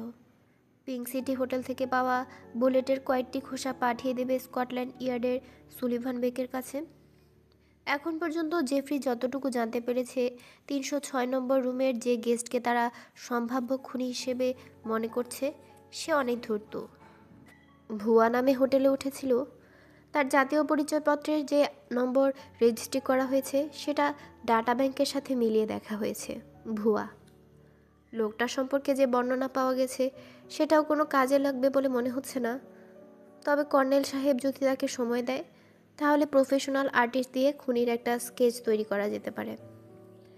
কেসটা আসলেই প্রহেলিকাময়। শিকার এবং শিকারী উভয়ই পরিচয়ই অজ্ঞাত। এখন দুজনের পরিচয়ই বের করতে হবে। কাজটা দ্বিগুণ কঠিন হয়ে যাবে তাদের জন্য। তবে ম্যানেজারকে রিমান্ডে নিলে নিহতের পরিচয় জানা যেতে পারে। আরেকটা ব্যাপার, সম্ভাব্য খুনি নাকি গাড়িতে করে হোটেল থেকে বের হয়ে গেছে, আর সেই গাড়িটা নিহতের লাল রঙের একটা টয়োটা স্প্রিন্টার। নাম্বার প্লেটে ঢাকা ঘ লেখা ছিল। এর বেশি বর্ণনা দিতে পারেনি পার্কিং এরিয়ার দারোয়ান। সংখ্যাগুলো মনে থাকার কথাও নয়। যাই হোক, এখন থেকে এ শহরে প্রত্যেকটা লাল রঙের টয়োটা গাড়ি সন্দেহের তালিকায় চলে এসেছে। ট্রাফিক আর টহল পুলিশকে এরই মধ্যে বলে দেওয়া হয়েছে। খুব বেশি সময় এখনও পার হয়নি। খুনি হয়তো পথে কোথাও আছে। কথাটা জানার পরপরই জেফ্রি তার সহকারী জামানকে দিয়ে পুলিশ কন্ট্রোল রুমে এটা জানিয়ে দিয়েছে। তাদেরকে বলে দেওয়া হয় 30 বছরের কোনো যুবক আর 20-22 বছরের কোনো যুবতী গাড়িতে থাকলে সঙ্গে সঙ্গে যেন গ্রেফতার করা হয়। এখানে আর তার কোনো কাজ নেই। মোবাইল এভিডেন্স ভ্যানটা চলে এসেছে। নিচের পার্কিং এরিয়ায় সেটা রয়েছে। জেফ্রি বেক সেখানে চলে গেল। সাবের কামাল বুলেটের খোসাগুলো নিয়ে এরই মধ্যে কাজ শুরু করে দিয়েছে। জেফ্রি ভ্যানে ঢুকতে দেখে চওড়া একটা হাসি দিল। কি অবস্থা? নিহতের আঙ্গুলের ছাপ থেকে প্রিন্ট নিয়েছি। কম্পিউটার আর যন্ত্রপাতিতে ঠাসা একটি ডেস্কে বসে আছে সে। জেফ্রি মাথা নেড়ে সায় দিল। সাবের কামালের চোখ কম্পিউটার মনিটরে। ইতিমধ্যে প্রিন্টটা স্ক্যান করে ফেলেছে সে। সাবের কামালের পাশে একটা ছোট্ট টুলে বসলো জেফ্রি। এখন কি ম্যাচ করবে? স্যার। জামান ভ্যানের খোলা দরজার কাছে এসে বললে জেফ্রি সপ্রশ্ন দৃষ্টিতে তাকালো তার দিকে। আমরা কি এখন অফিসে ফিরে যাব? হ্যাঁ। জামান চুপচাপ ভ্যানে উঠে এক কোণের একটা কম্পিউটারের সামনে বসে গেলে তাদের ভ্যানটা চলতে শুরু করলো। সাবির কামাল পেছন ফিরে জামানের উদ্দেশ্যে বলল, জামান, আপনি ভিকটিমের আঙ্গুলের প্রিন্টটা ডাটা ব্যাংকে খুঁজে দেখেন। আপনার ড্রাইভে দিয়ে দিয়েছি ওটা। মাথা নেড়ে সায় দিয়ে জামান কম্পিউটার নিয়ে ব্যস্ত হয়ে পড়ল। তাদের ডাটা ব্যাংকের সার্চ ইঞ্জিনটা আগের থেকে অনেক বেশি দ্রুত গতিতে কাজ করে এখন। আগে যেখানে কোটি কোটি ফাইল থেকে ম্যাচিং করতে ঘন্টার পর ঘন্টা লাগতো, সেখানে এখন অনেক কম সময় লাগে। তার কারণ তাদের সার্চ মেথড আপগ্রেড করা হয়েছে। ইংরেজি 26টি বর্ণমালায় বিভক্ত হয়ে একই সাথে 26টি ট্র্যাকে সার্চ প্রসেস কাজ করে। এই হিসেবে তাদের সময় 26 গুণ কমে গেছে। জেফ্রি বুলেটের খোসা থেকে কী পাওয়া যাবে সেটা নিয়ে উদ্গ্রীব হয়ে আছে, কারণ বিদেশের মাটিতে তার উদ্ভাবিত পদ্ধতিটা স্বীকৃতি পেলেও দেশে এখনও কোনো রকম মূল্যায়ন পায়নি। বরং ডিপার্টমেন্টের হিংসুটে কলিগেরা বাঁকা চোখে দেখছে ব্যাপারটা। ওদের কাছে তার পদ্ধতিটার কার্যকারিতার প্রমাণ দরকার আছে। ন্যারো ডাউনের অপশনগুলো কী হবে স্যার? জানতে চাইল জামান। খুব বেশি অপশন নেই, শুধুমাত্র পুরুষ, আর বয়স 24 থেকে 40-এর মধ্যে। ম্যাচিং করতে সময় লাগবে, তাই চেয়ার ঘুরিয়ে জেফরির দিকে ফিরে বলল সাবের কামাল। কফি খাবেন স্যার? মুচকি হেসে মাথা নেড়ে সায় দিল জেফরি। তাদের এভিডেন্স ভ্যানে একটা পারকোলেটর আছে, কফি মেশিন। জামান কফি খাবে না, সুতরাং 2 কাপ কফি ঢালা হলো। তাদের ভ্যানটা চলছে, এখন শুধু অপেক্ষা। কেসটা কি আন্দাজ করতে পারছেন স্যার? সাবের কামালের প্রশ্নের জবাবে জেফরি মাথা দুলিয়ে জানালো এ ব্যাপারে তার কোনো ধারণা নেই। আমার মনে হয় নারকোটিক্স কেস। কফিতে চুমুক দিয়ে সাবের কামাল বলল, হতে পারে। এয়ারপোর্টের পাশে এরকম হোটেলগুলোতে বিভিন্ন ধরনের স্মাগলাররা উঠে থাকে। গোল্ড স্মাগলারও তো হতে পারে। জেফরি বেগ বলল। একটু ভেবে সাবের কামাল বলল, তা হতে পারে। সঙ্গে একটা মেয়ে ছিল, ঘটনাটা নারী সংক্রান্ত হওয়ার সম্ভাবনাও রয়েছে। মেয়েটা নাকি ভিকটিমের সাথে ছিল। কলগার্ল হবে, আমি নিশ্চিত। সাবের কামাল যে এরকম ভাববে সেটা জেফরি জানে। নারী সংক্রান্ত ব্যাপারে তার আগ্রহ অপরিসীম। কফিটা বিস্বাদ লাগছে, সেজন্য আর চুমুক দিচ্ছে না জেফরি। হোটেল ম্যানেজারকে ভালোভাবে জিজ্ঞাসাবাদ করা হবে, মনে মনে ভাবল সে। লোকটাকে আসলেই সন্দেহজনক মনে হচ্ছে। খুব বেশি রাত ধাওয়াতে আজ করেনি, আগামীকাল সকালবেলায় সেটা করবে বলে ঠিক করলো। ততক্ষণ পর্যন্ত বদমাসটা থানার গাড়োতে মশার কামড় খেতে থাক। স্যার? পাশ থেকে জামানের কণ্ঠটা শোনা গেল। সেদিকে তাকাতেই দেখতে পেল তার চোখ মুখ উজ্জ্বল হয়ে উঠেছে। জেফরি বেগ তার দিকে তাকালো। কিছু পেয়েছো? কম্পিউটারের মনিটরের দিকে ইঙ্গিত করলো জামান। মনিটরে এক লোকের ছবি দেখা যাচ্ছে। জেফরি দেখতে পেল নিহত লোকটার ভোটার আইডি কার্ডের সমস্ত ডাটা মনিটরে ভেসে উঠেছে। তার নাম তাহলে মোহাম্মদ গিয়াসউদ্দিন। মাথা দোলাতে দোলাতে বলল সে। যাক, তাহলে তার পরিচয় বের করা গেছে। উত্তরা থানায় জানিয়ে দাও। জামান একটু হতাশ হলো। স্যার? একটা জিনিস খেয়াল করেননি মনে হয়। জামানের মুখের দিকে তাকিয়ে দেখতে পেল এক চিলতে হাসি দেখা যাচ্ছে। অধীনস্থরা যখন পদস্থ কর্মকর্তার সামনে নিজের বাহাদুরি দেখায় তখন একরকম আনন্দ পায়। স্যার, এই ফাইলটা রেড ক্যাটাগরির। কি?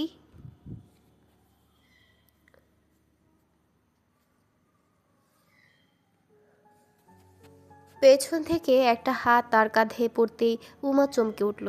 ঘুরে দেখতে পেল অজ্ঞাত খুনি ভয়ঙ্কর দৃষ্টিতে চেয়ে আছে তার দিকে, যেন এক্ষুনি খুন করে ফেলবে তাকে। কাকে ফোন করছো? ঝাঁজের স্বরে জানতে চাইল বাস্টার্ড।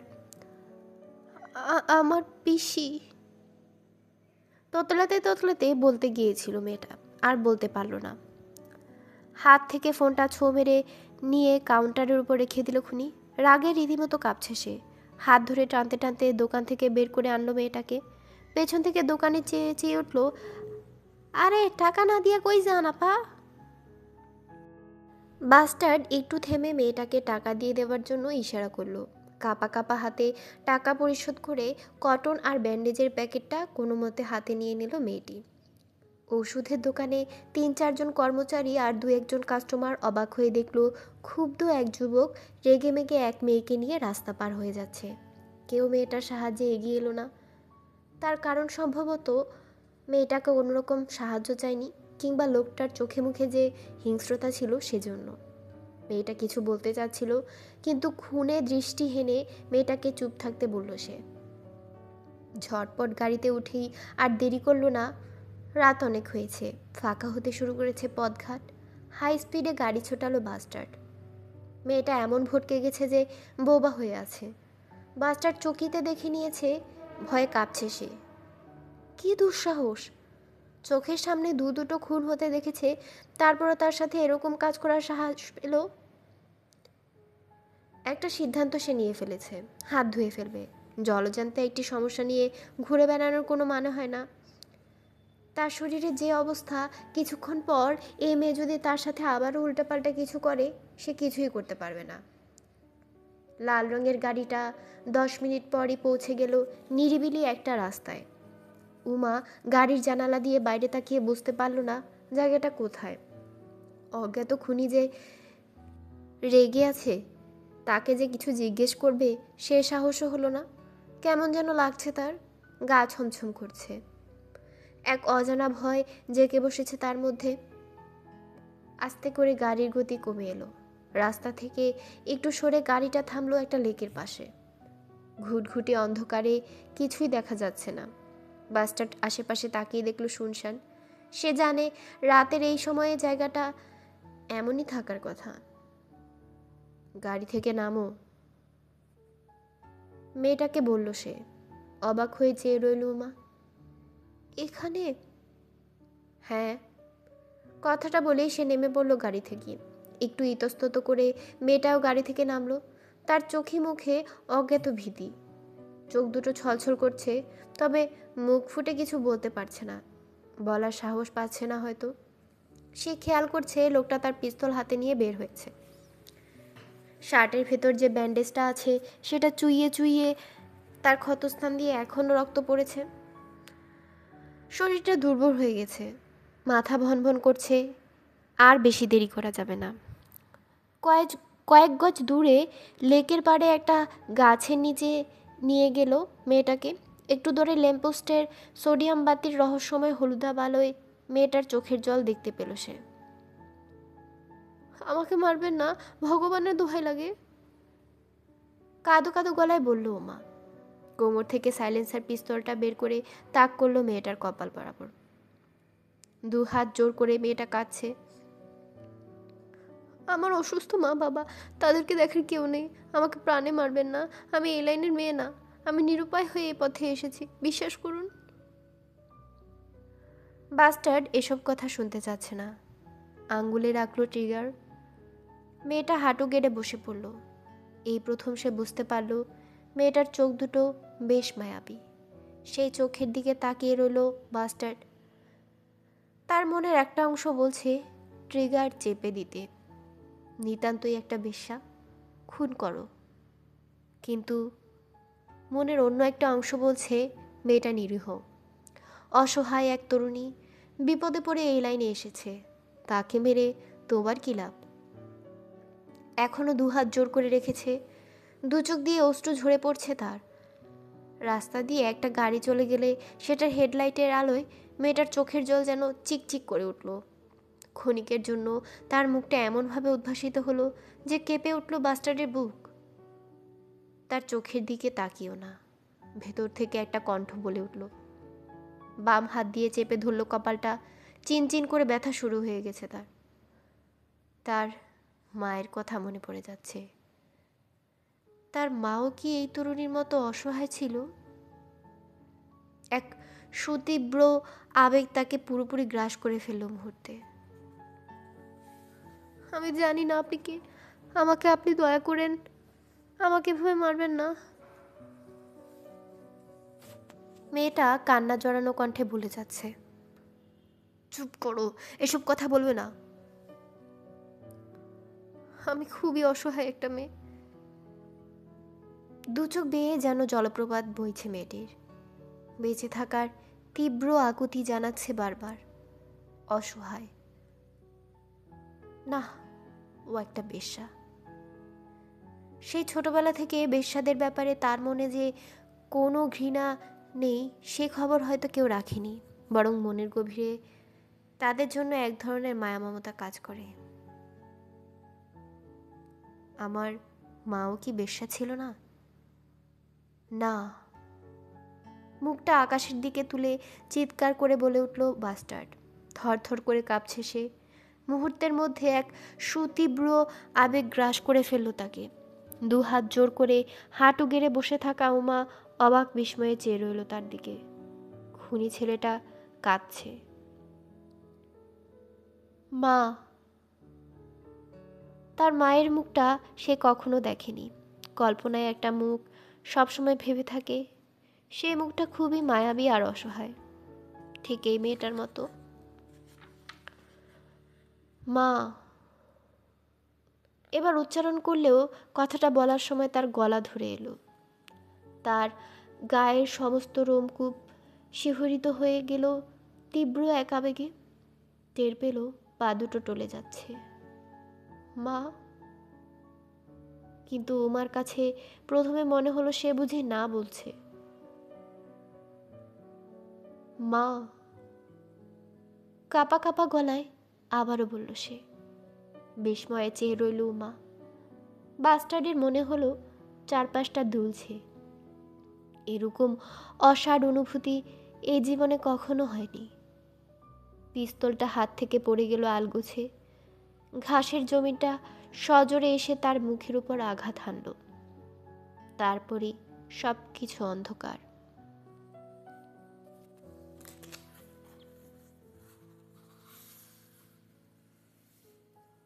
এভিডেন্স ভ্যানটা এখনো পথে আছে।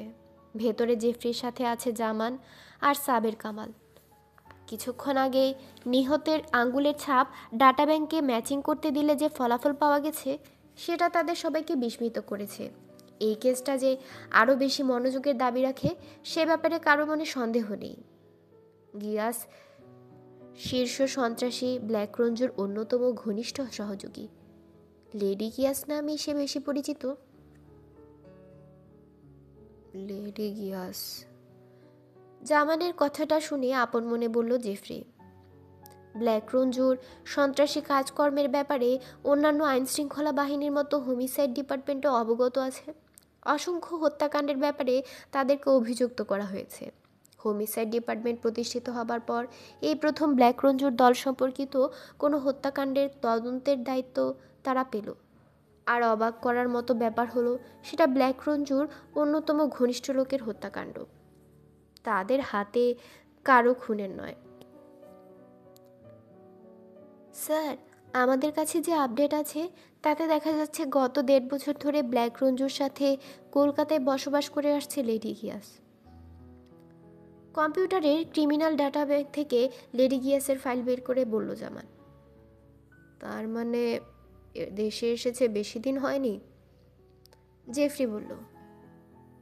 জি স্যার, এই লেডি গিয়াস একসময় নাটকা গেসু নামে পরিচিত ছিল। এটা প্রথম দিককার কথা। খুবই দুর্ধর্ষ সন্ত্রাসী, অতিরিক্ত নারী লোলুপতার কারণে লেডি গিয়াস নামে পরিচিত হয়ে ওঠে। এটা তার দলের লোকেরাই দিয়েছে। ব্ল্যাক রঞ্জুর সাথে কলকাতায় থাকে সে, ঢাকায় খুব একটা আসতো না।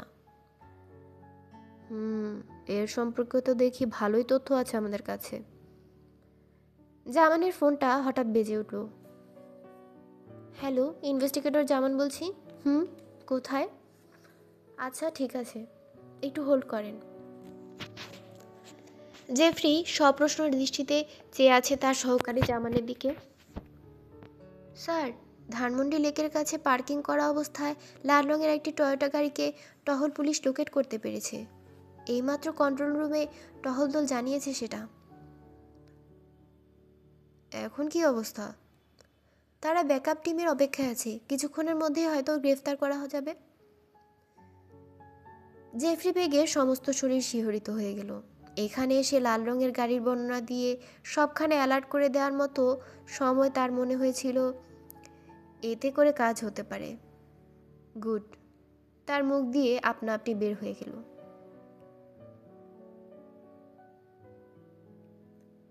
চোখ খুলে দেখতে পেল এক নারীর কোলে মাথা রেখে শুয়ে আছে সে। পরম মমতায় সেই নারী তার মাথায় হাত বুলিয়ে যাচ্ছে। মায়াবী মুখের সেই নারী একদৃষ্টে চেয়ে আছে তার দিকে, তবে কিছু বলছে না। স্বপ্ন, মাকে স্বপ্ন দেখছে সে। এরকম একটা স্বপ্ন ছোটবেলায় প্রায়ই আসতো। যে ঘরে তারা থাকতো তার ঠিক পাশের ঘরটাতেই এক অল্প বয়সী মা নিজের সন্তানকে কোলে করে এভাবে আদর করত। এই দৃশ্যটা দেখার পর থেকেই স্বপ্নটা দেখতে শুরু করে সে। তার মা সম্পর্কে যাবতীয় আবেগ সুপ্ত অবস্থায় ছিল। মা, অস্ফুষ্ট স্বরে বাস্টার্ড বলল। মাথায় পরম মমতায় হাত বুলিয়ে গেল তার তরুণী মা। এখন কেমন লাগছে? তার মায়ের গলা কতই না মিষ্টি। ভালো। আবারও কপালে হাতের পরশ পেল। হাতটা ভীষণ ঠান্ডা। তার কপাল স্পর্শ করতেই ভালো লাগার অনুভূতি ছড়িয়ে পড়ছে সারা দেহে। আপনার এখন কেমন লাগছে? মিষ্টি কণ্ঠটা জানতে চাইল। বাস্টার্ড চোখ খুলে তাকালো আবার। একটা মায়াবী মুখ, কিন্তু এটা তার মায়ের মুখ নয়। তবে এখনও তার কপালে হাতের পরশ বুলিয়ে যাচ্ছে মেয়েটি। আবারও চোখ বুজে ফেলল।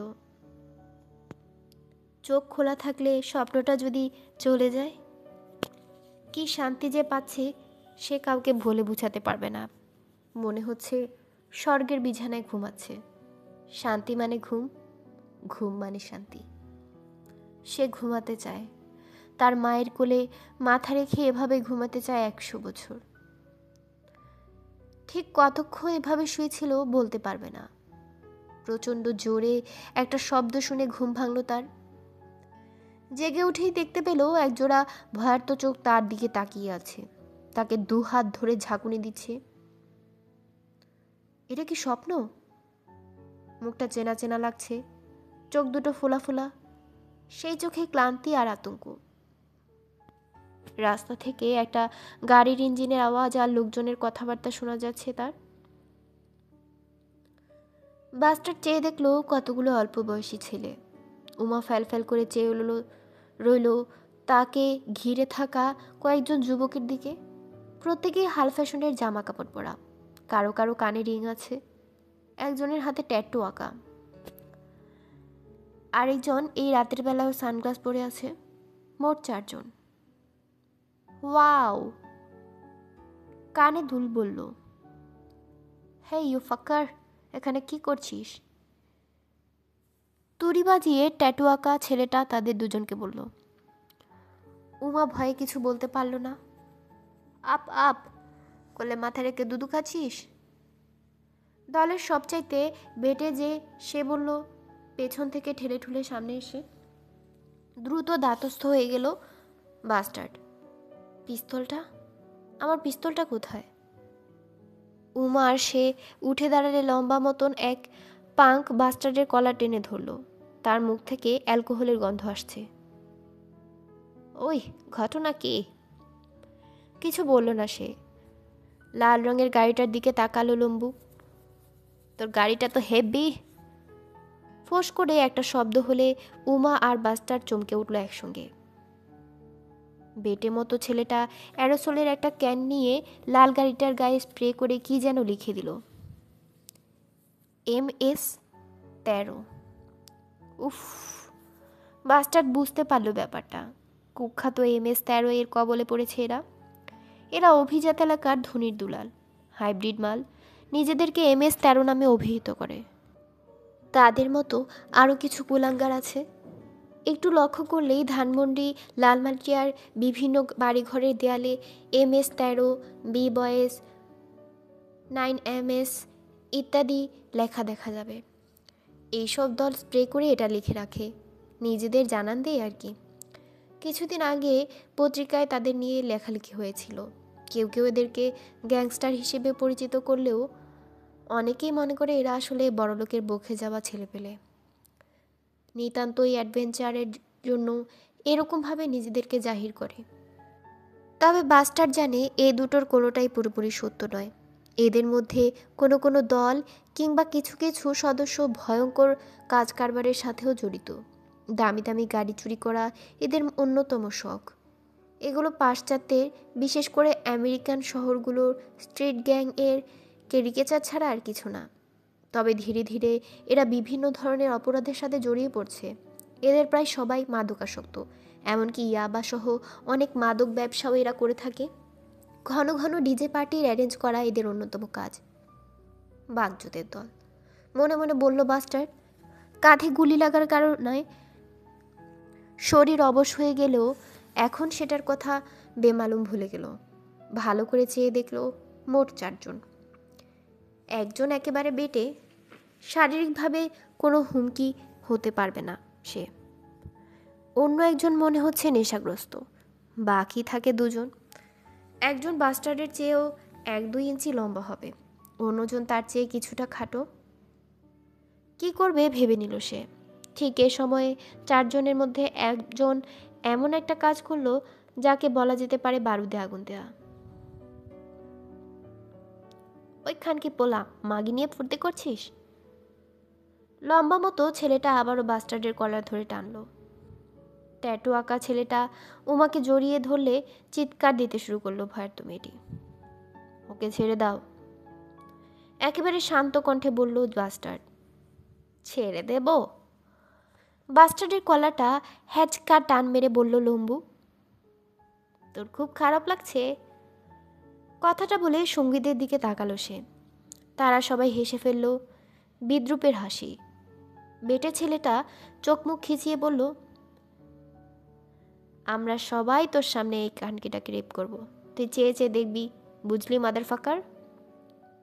বাস্টার দেখতে পেল ট্যাটু আঁকা ছেলেটা হাত থেকে ছোটার জন্য মেয়েটা হাঁসফাঁস করছে। লম্বু তার গালে কামড় বসাতে উদ্যত। তার সমস্ত শরীরে বিদ্যুৎ খেলে গেল মুহূর্তে। ভেতরে ঘুমন্ত কোনো দানব যেন জেগে উঠল, শুরু করে দিল তাণ্ডব। এক ঝটকায় ডান হাতের তালু দিয়ে লম্বুর নাকে এমনভাবে আঘাত করলো যে ছেলেটা মুহূর্তে ছিটকে পড়ে গেল, আর উঠতে পারল না। এই আঘাতটা সে করেছে থুতনির নিচ থেকে নাকের ফুটো লক্ষ্য করে। কমব্যাট ফাইটিংয়ের সবচাইতে ভয়ঙ্কর স্ট্রাইক। তার নাক ফেটে গল গল করে রক্ত পড়ছে। এই ছেলেটা 5 মিনিটের আগে আর উঠতে পারবে না। সঙ্গে সঙ্গে ট্যাটু আঁকা ছেলেটি মেয়েটিকে ছেড়ে দিয়ে তার দিকে তেড়ে আসতেই বাস্টার ডান পা দিয়ে তার জননেন্দ্রিয় বরাবর সজোরে লাথি মেরে দিল। স্বতঃস্ফূর্ত প্রতিক্রিয়ায় মুহূর্তেই বাম পায়ের বুটের খাপ থেকে হান্টার নাইফটা হাতে নিয়েই এগিয়ে গেল কানে রিং পরা ছেলেটার দিকে। 2 পা পিছিয়ে গিয়ে নিজের ধরাশয়ী 2 সঙ্গীকে চকিতে দেখেই উল্টো দিকে দৌড় শুরু করলো পাঙ্কোটা। স্প্রে হাতে ট্যাটু ছেলেটা হতভম্ব হয়ে চেয়ে আছে তার দিকে। বেচারার 2 পা যেন আঠার সাথে লেগে আছে। বাস্টার্ড ভালো করে চেয়ে দেখলো ছেলেটা রীতিমতো কাঁপছে এখন।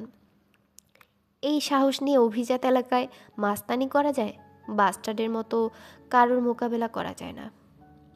লম্বুটা চিত হয়ে পড়ে আছে এখনো, তবে নিজের জননেন্দ্রিয় 2 হাতে ধরে হাঁটু গেড়ে বসে আছে ট্যাটু আঁকা ছেলেটা। তার চোখ মুখ দেখে মনে হচ্ছে কোষ্ঠকাঠিন্যে ভুগছে। জোরে জোরে কোদ দিচ্ছে, মুখ দিয়ে শুধু আহ করে শব্দ বের হচ্ছে ক্রমাগত। বেটেটার দিকে তাকিয়ে ইশারা করলো চলে যাবার জন্য। বেচারা যেন ধরে প্রাণ ফিরে পেল। স্প্রে ক্যানটা ফেলে মুহূর্তে উধাও হয়ে গেল সে। রইল বাকি 2 জন।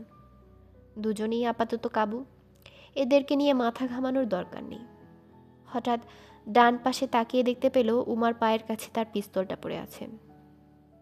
পিস্তলটা তুলে নিয়ে উমাকে সহ গাড়িতে উঠে বসলো। তোমাকে তোমার বাড়িতে নামিয়ে দেব, চিন্তা করো না। উমা কিছুই বলতে যাবে অমনি তীব্র আলোয় 2 চোখ কুঁচকে এলো। কিছুই বুঝতে পারল না। 2 হাত চোখ ঢেকে বাস্টার্ডের দিকে তাকাতেই দেখতে পেল তার চোখে মুখে বিস্ময়। ঠিক করে বলতে গেলে ভটকে যাওয়া বিস্ময়। শিট! অস্পষ্টভাবে বাস্টার্ডের মুখ দিয়ে বেরিয়ে গেল কথাটা।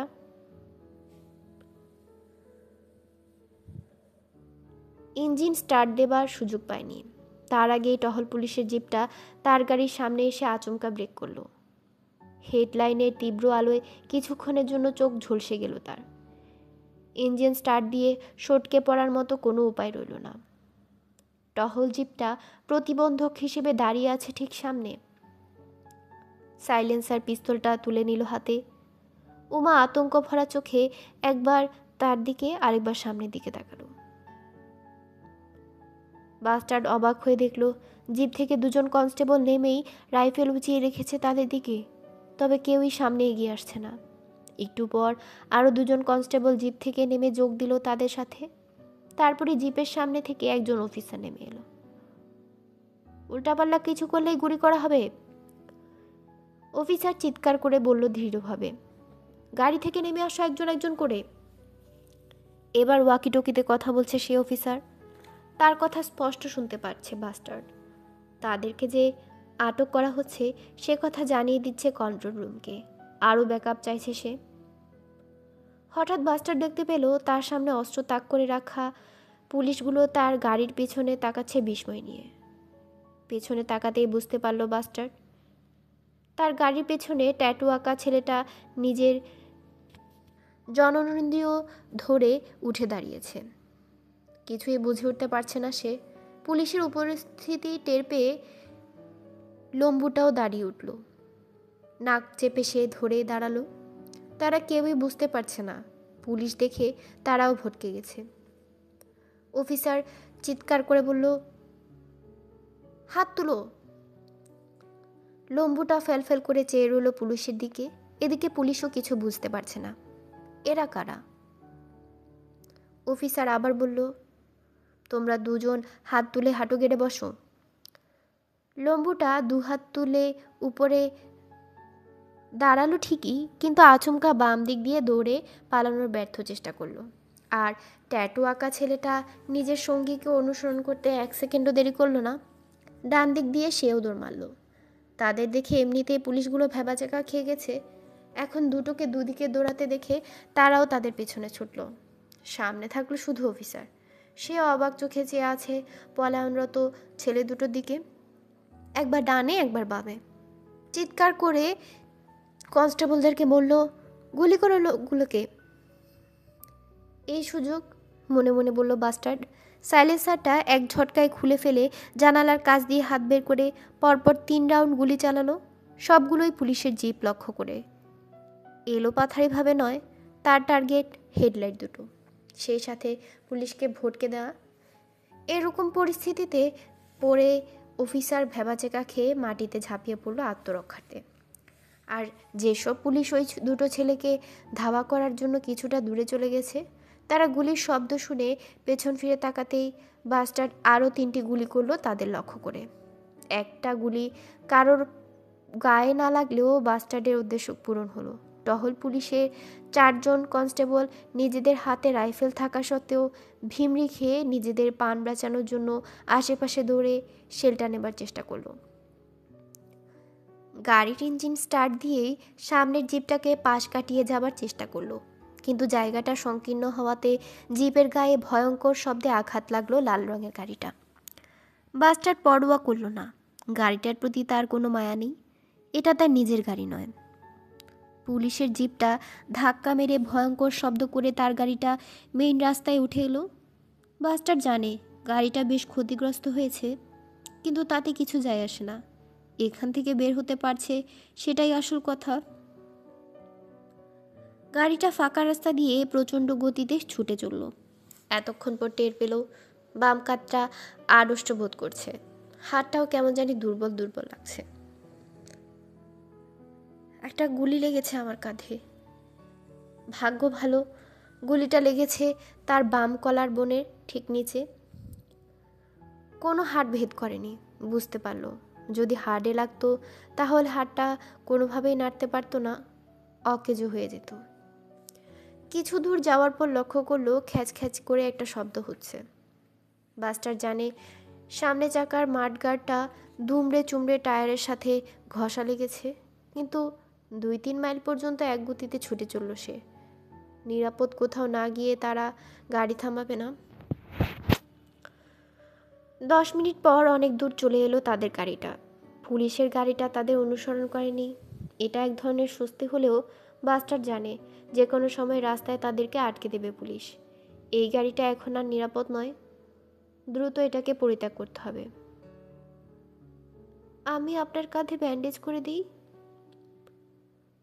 উমার কথাটা শুনে তার দিকে তাকালো সে। কিছু বুঝে উঠতে পারল না, বুঝতেও পারছে না কি বলবে। আমি কিছুদিন নার্সের কাজ করেছি। মেয়েটার দিকে তাকালো সে। ছেড়ে দিলে কেন? টেম্পোরারি ছিল, স্থায়ী করার জন্য আন্দোলন করেছিলাম আমরা, তাই। গাড়িটা কোথাও থামান, আমি দেখি কি অবস্থা। সংসদ ভবনের পাশে তাদের গাড়িটা থামলো। চারপাশ অদ্ভুত নীরবতায় আচ্ছন্ন। গাড়ির ভেতরে বাতি জ্বালাতে বলল উমা। বাতির আলোয় ক্ষতস্থানটি ভালো করে দেখে নিল সে। আপনার তো ডাক্তারের কাছে যাওয়া উচিত। সেটা এখন সম্ভব নয়, বিরক্ত হয়েই বলল সে। ঠিক আছে, আমি পরিষ্কার করে ব্যান্ডেজ করে দিচ্ছি। ব্লিডিংটা পুরোপুরি বন্ধ হয়নি, ওটা বন্ধ করতে হবে। কাজে নেমে গেল উমা। প্যাকেট থেকে ব্যান্ডেজ, কটন আর অ্যান্টিসেপটিক বের করে নিল। কি যেন মনে পড়তেই গাড়ির ড্যাশবোর্ডে কিছু খুঁজতে লাগলো। কি খুঁজছো? মদের বোতল। বাস্টার্ডে দু চোখ কুঁচকে গেল অবিশ্বাসে। কি? তার দিকে তাকিয়ে উমা বলল, মদে অ্যালকোহল আছে, আপনার ক্ষতে একটু ঢেলে দিলে ব্যথা কমে যাবে, ইনফেকশনও হবে না। উমা হাতড়াতে হাতড়াতে ছোট্ট একটা মদের বোতল পেয়ে গেল। এই তো। এখানে মদ আছে, তুমি সেটা জানলে কি করে? বাস্টার্ড অবাক। তার চোখে চোখ রেখে উমা বলল, আমি লেডি কেয়াসের সাথে এই গাড়িতে করেই এসেছি। ও, মনে পড়ে গেল বাস্টার্ডের। আগের বারের মতো বাজেভাবে ব্যান্ডেজ করলো না উমা, এবার বেশ ভালোভাবে কাজটা করতে পারল। বাস্টার্ড অবাক হয়ে দেখলো তার কাজ। গুলিটা যে তার শরীরের ভেতর নেই সেটা সে আগেই বুঝেছিল। উমাও একই কথা বলল। ক্ষতস্থানে একটু মদ ঢেলে দিতেই কামড়ে ধরল যেন, তবে ব্যথায় একটু শব্দ করলো না। উমা অবাক হলো, লোকটার কি কোনো অনুভূতি নেই? উমা তার খুব কাছে এসে ক্ষতস্থান পরিষ্কার করতে থাকলে বাস্টার তার চুলের গন্ধটা পেল। এরকম শারীরিক যন্ত্রণার মধ্যেও গন্ধটা স্বস্তি দিল তাকে। কিছুক্ষণ পর মেয়েটার শরীরে ঘ্রাণও পেল। ভালো লাগার একটি অনুভূতি তৈরি হলো তার মধ্যে। তার মায়ের শরীরের ঘ্রাণও কি এরকম ছিল? আমি কিন্তু পুলিশকে ফোন করিনি। উমা ক্ষতস্থান পরিষ্কার করতে করতে কথাটা বলে বাসটার চমকে তার দিকে তাকালো। তাহলে কাকে ফোন করেছো? আমার পিসিকে। কেন? আমার মা আর বাবা দুজনেই অসুস্থ, তাদের খোঁজ খবর নিতে। বাস্টার্ড কিছু বলল না। পুরো কাজটা করতে 15-20 মিনিট লেগে গেল। চারপাশে চেয়ে দেখলো রাত অনেক গভীর হয়েছে। এই গাড়িটা নিয়ে বেশি দূর যাওয়া যাবে না। বুঝতে পারছে গাড়িটা পুলিশের কাছে রিপোর্ট হয়ে গেছে। মেয়েটাকে নিরাপদে বাড়ি পৌঁছে দিতে চায় সে, কিন্তু ভালো করেই জানে এত রাতে রামপুরায় যাওয়া ঠিক হবে না। আর এই গাড়িটা নিয়ে গেলে নির্ঘাত ধরা খাবে। ধীরে সুস্থে ভেবে নিল সে। মেয়েটাকে জানানো উচিত, শোনো, তোমার বাড়িতে এখন যাওয়া যাবে না। নিষ্পলক চেয়ে রইল উমা। রাস্তায় বের হলেই বিপদ। আজ রাতটা অন্য কোথাও থেকে কাল সকালে তোমার বাড়িতে নামিয়ে দিয়ে আসবো। কিছুই বলল না মেয়েটা, যেন কিছু বলে লাভ নেই এরকম একটা ভঙ্গি করলো। আর দেরি না করে গাড়িটা নিয়ে ছুটে চলল নির্দিষ্ট একটা গন্তব্যে। কিছুক্ষণ পরই মোহাম্মদপুরের একটা বন্ধ গ্যারাজের সামনে চলে এলো তাদের গাড়িটা। রাতের এই সময় আশেপাশে সব কিছুই বন্ধ হয়ে গেছে। বাস্টার্ড গাড়িতে বসে থেকেই একটা ফোন করলো। অপর প্রান্তে যে ধরলো তাকে বাচ্চু নামে ডাকলো সে। জানালো তার গ্যারেজের সামনেই আছে এখন।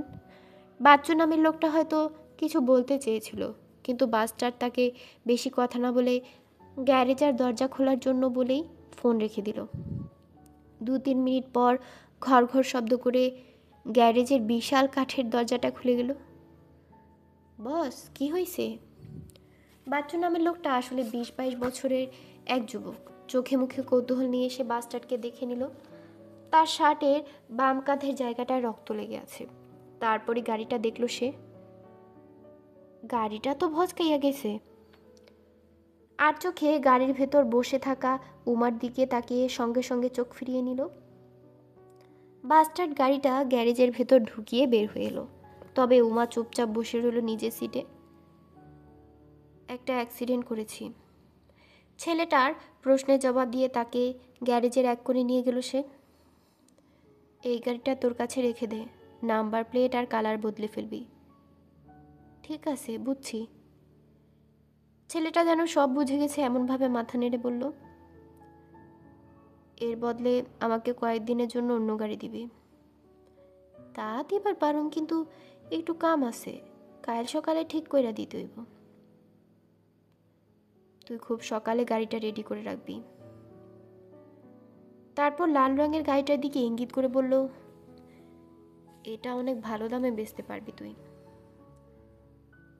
এইটা কি আমারে দিয়া দিলেন নাকি বস? দাঁত বের করে হেসে বলল বাচ্চু। মাথা নেড়ে সায় দিল বাস্টার্ড। খুব জলদি এটার চেসিস নাম্বার, কালার আর নাম্বার প্লেট বদলে ফেলবি। পুলিশের ঝামেলা আছে। পুলিশের ঝামেলার কথা শুনে বাচ্চু একটুও চিন্তিত হলো না, কারণ এই শহরের গাড়ি চোরদের নিয়ে তার কাজ কারবার। পুলিশকে কিভাবে ফাঁকি দিতে হয় সেটা সে ভালো করেই জানে। ওইটা নিয়ে আপনি চিন্তা করবেন না বস। একটু ভেবে বাস্টার্ড বলল, আর একটা ব্যাপার।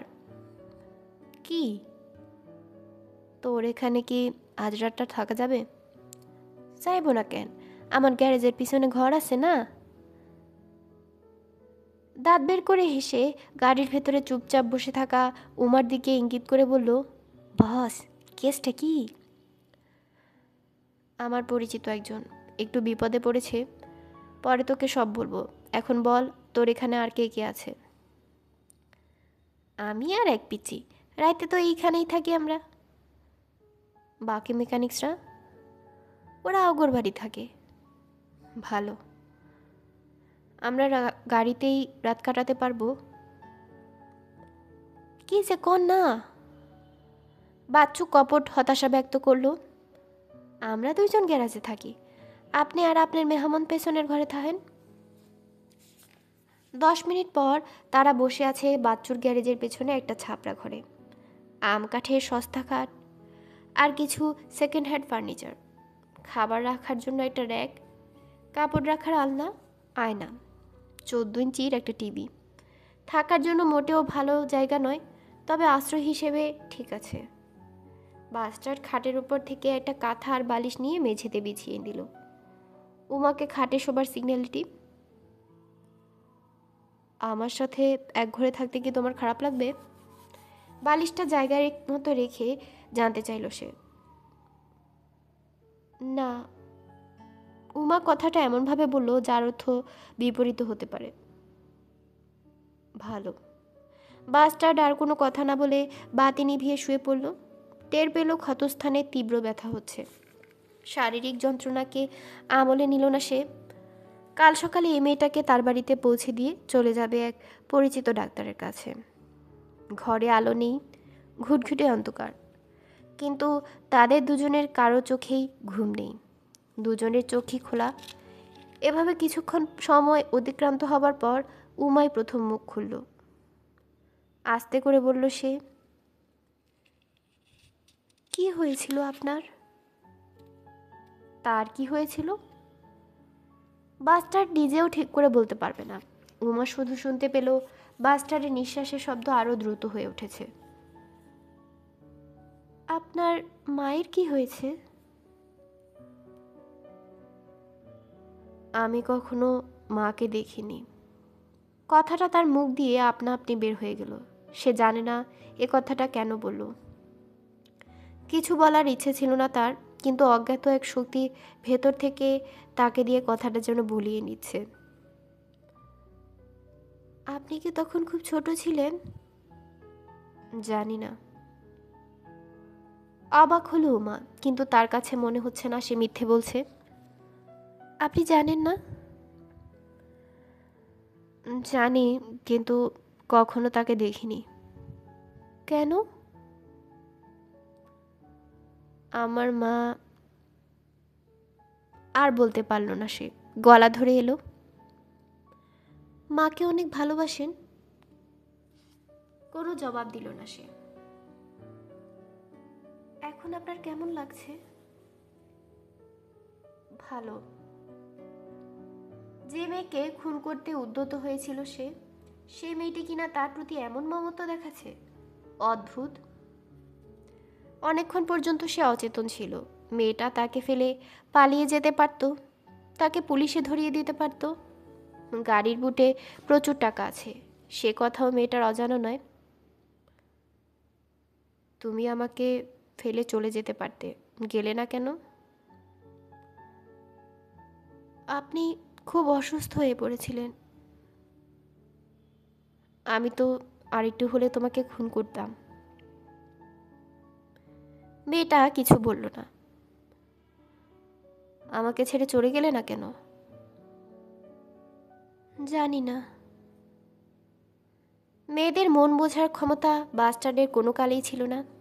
এখন মনে হচ্ছে কোনো কালেই সেই ক্ষমতা তার হবে না। তোমার নাম কি? উমা। এটাই কি তোমার আসল নাম? উমা রাজবংশী। এরকম একটা, মানে, এ পথে এলে কেন? এদের সাথে তোমার পরিচয় হলো কিভাবে?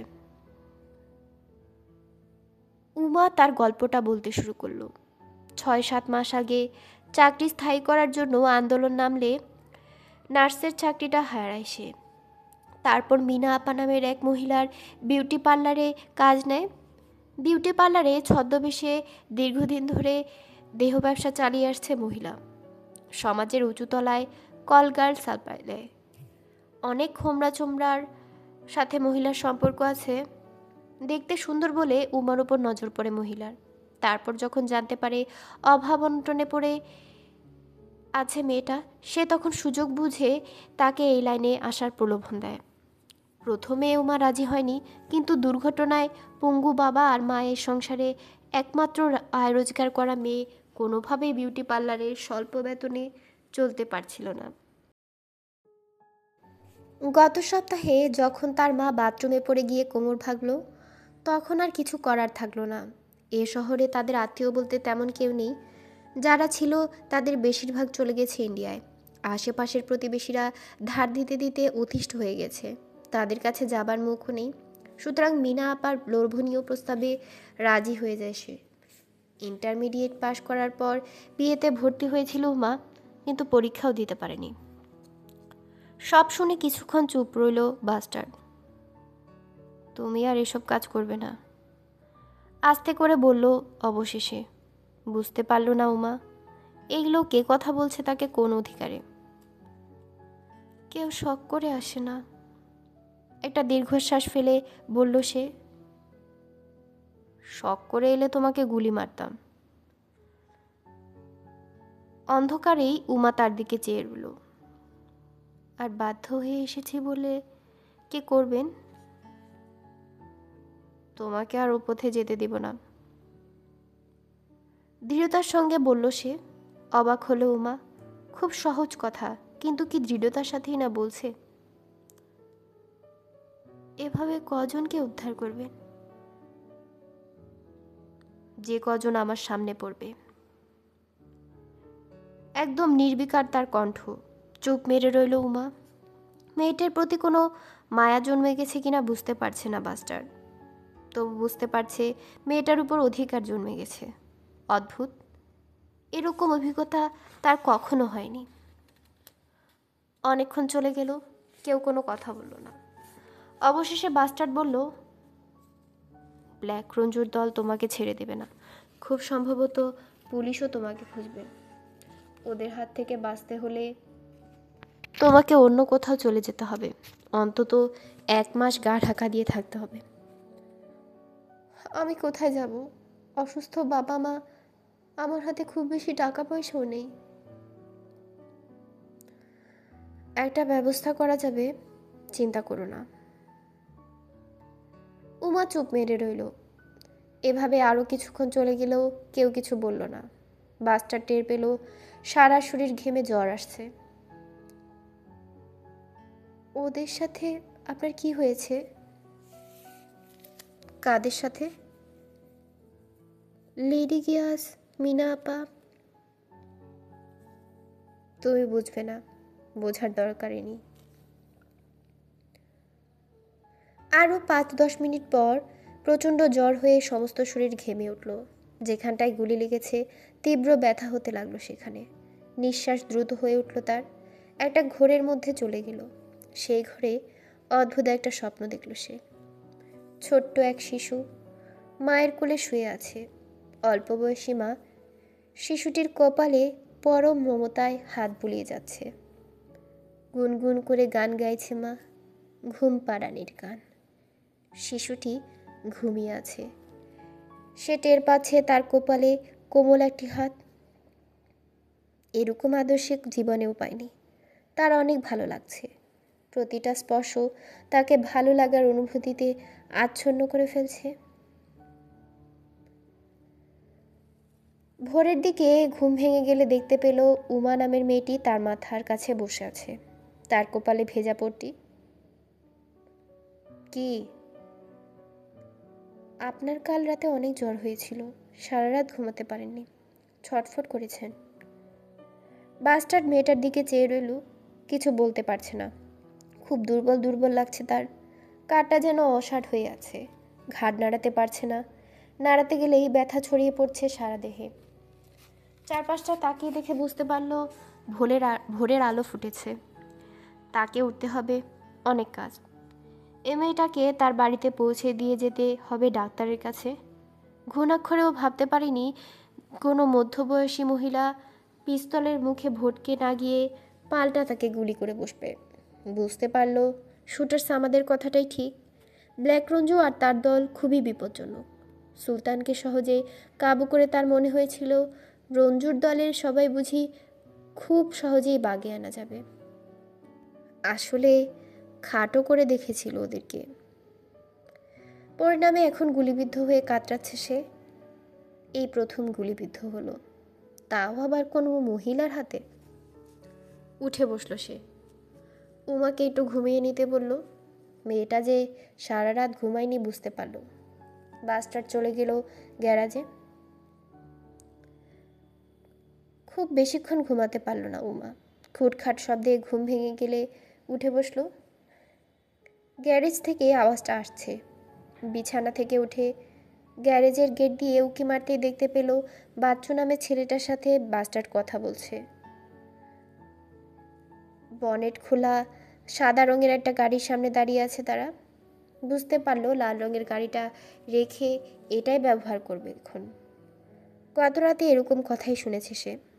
বাচ্চুর এনে দেয়া নাস্তা সেরেই তারা রওনা হয়ে গেল সকাল 8:30টার দিকে। বাস্টার্ড এখন সাদা রঙের গাড়ি চালাচ্ছে। আগের গাড়িটা থেকে এইটা সব দিক থেকে জৌলুসহীন, তবে এই গাড়িটাই তাদের জন্য নিরাপদ। রামপুরায় কোথায় নামিয়ে দিলে তোমার জন্য সুবিধা হয়? গাড়ি চালাতে চালাতে বাস্টার্ড জানতে চাইল। ব্রিজের কাছে নামিয়ে দিলেই হবে। বাস্টার্ড আর কিছু না বলে গাড়িটা স্টার্ট দিয়ে চলতে শুরু করলো আবার। তার গাড়িতে খুব বেশি তেল নেই, সুতরাং ব্রিজের কাছে নামিয়ে দিলেই ভালো হয়। সে জানে ব্রিজ থেকে একটু সামনে এগুলেই পেট্রোল পাম্প আছে। রাস্তা ফাঁকা, দ্রুত গতিতে গাড়িটা চলছে। রামপুরা ব্রিজের কাছে পৌঁছাতে 15 মিনিটের বেশি লাগলো না। ব্রিজ পেরিয়ে গাড়িটা থামলো রাস্তার বাম দিকে। এবার পাশে বসা ওমার দিকে ফিরে তাকালো সে। তার দিকে 1000 টাকার দুটো বান্ডিল এগিয়ে দিল। এটা রাখো। উমা যার পরনায় বিস্মিত, কিছু বুঝতে পারছে না। নাও। তাড়া দিল সে। মেয়েটার কোলের উপর বান্ডিল দুটো রেখে দিল সে। বাচ্চু যখন তাদের জন্য নাস্তা আনতে গিয়েছিল তখনই গল্ফ ব্যাগ থেকে টাকাগুলো সরিয়ে রেখেছিল। আজকেই অন্য কোথাও চলে যাবে। তোমার বাবা মার চিকিৎসা করাতে পারবে এ টাকা দিয়ে। দেরি করবে না, ঝামেলায় পড়বে। ফ্যাল ফ্যাল করে চেয়ে রইল উমা। আপনি আমাকে টাকা দিচ্ছেন? হ্যাঁ দিচ্ছি। কোনো সমস্যা আছে? ঝাঁজের সাথে বলল সে। চুপ করে রইল উমা। ব্ল্যাক রঞ্জু খুবই ভয়ঙ্কর লোক। তার দলটা বিশাল। তারা তোমাকে হন্য হয়ে খুঁজবে। পুলিশও আসতে পারে। আজ নয়তো কাল ওরা আসবেই। যত জলদি পারো অন্য কোথাও চলে যেও। যদি না যাও তাহলে তোমার সমস্যাই হবে। আমারও হবে। উমা তার এই কথাটা বুঝতে পারল না। তার কপালে ভাঁজ পড়ল। আপনার কি সমস্যা হবে? তুমি বুঝবে না, বোঝার দরকারও নেই। তার হাতে দুটো অপশন ছিল, হয় মেয়েটাকে মেরে ফেলা, নয়তো তাকে ব্ল্যাক রঞ্জুর দলের কাছ থেকে দূরে সরিয়ে রাখা। প্রথমটা করতে পারেনি, তাই দ্বিতীয় কাজটা করেছে। বাসটার অধৈর্য হয়ে উঠল। বাসায় চলে যাও। যা বললাম তাই করো। সবার ভালো হবে, তোমার নিজের, তোমার মা বাবার, আর যা দেখছো যা বুঝছো কাউকে কিছু বলবে না। বললেই সমস্যায় পড়বে। উমা টাকাগুলো ভ্যানিটি ব্যাগে রাখতে গিয়ে দেখতে পেল গতকালের রক্তাক্ত শার্টটা নেই। তার মানে সে যখন ঘুমিয়েছিল তখন ওটা সরিয়ে ফেলেছে লোকটা। দরজা খুলে বের হয়ে কি যেন মনে করে ফিরে তাকালো আবার। আপনার নামটা? আমার কোনো নাম নেই। কথাটা বলেই এক্সেলেটরে পা রাখল সে। গাড়িটা দ্রুত চলে গেল। বিস্ময়ে চেয়ে রইল উমা।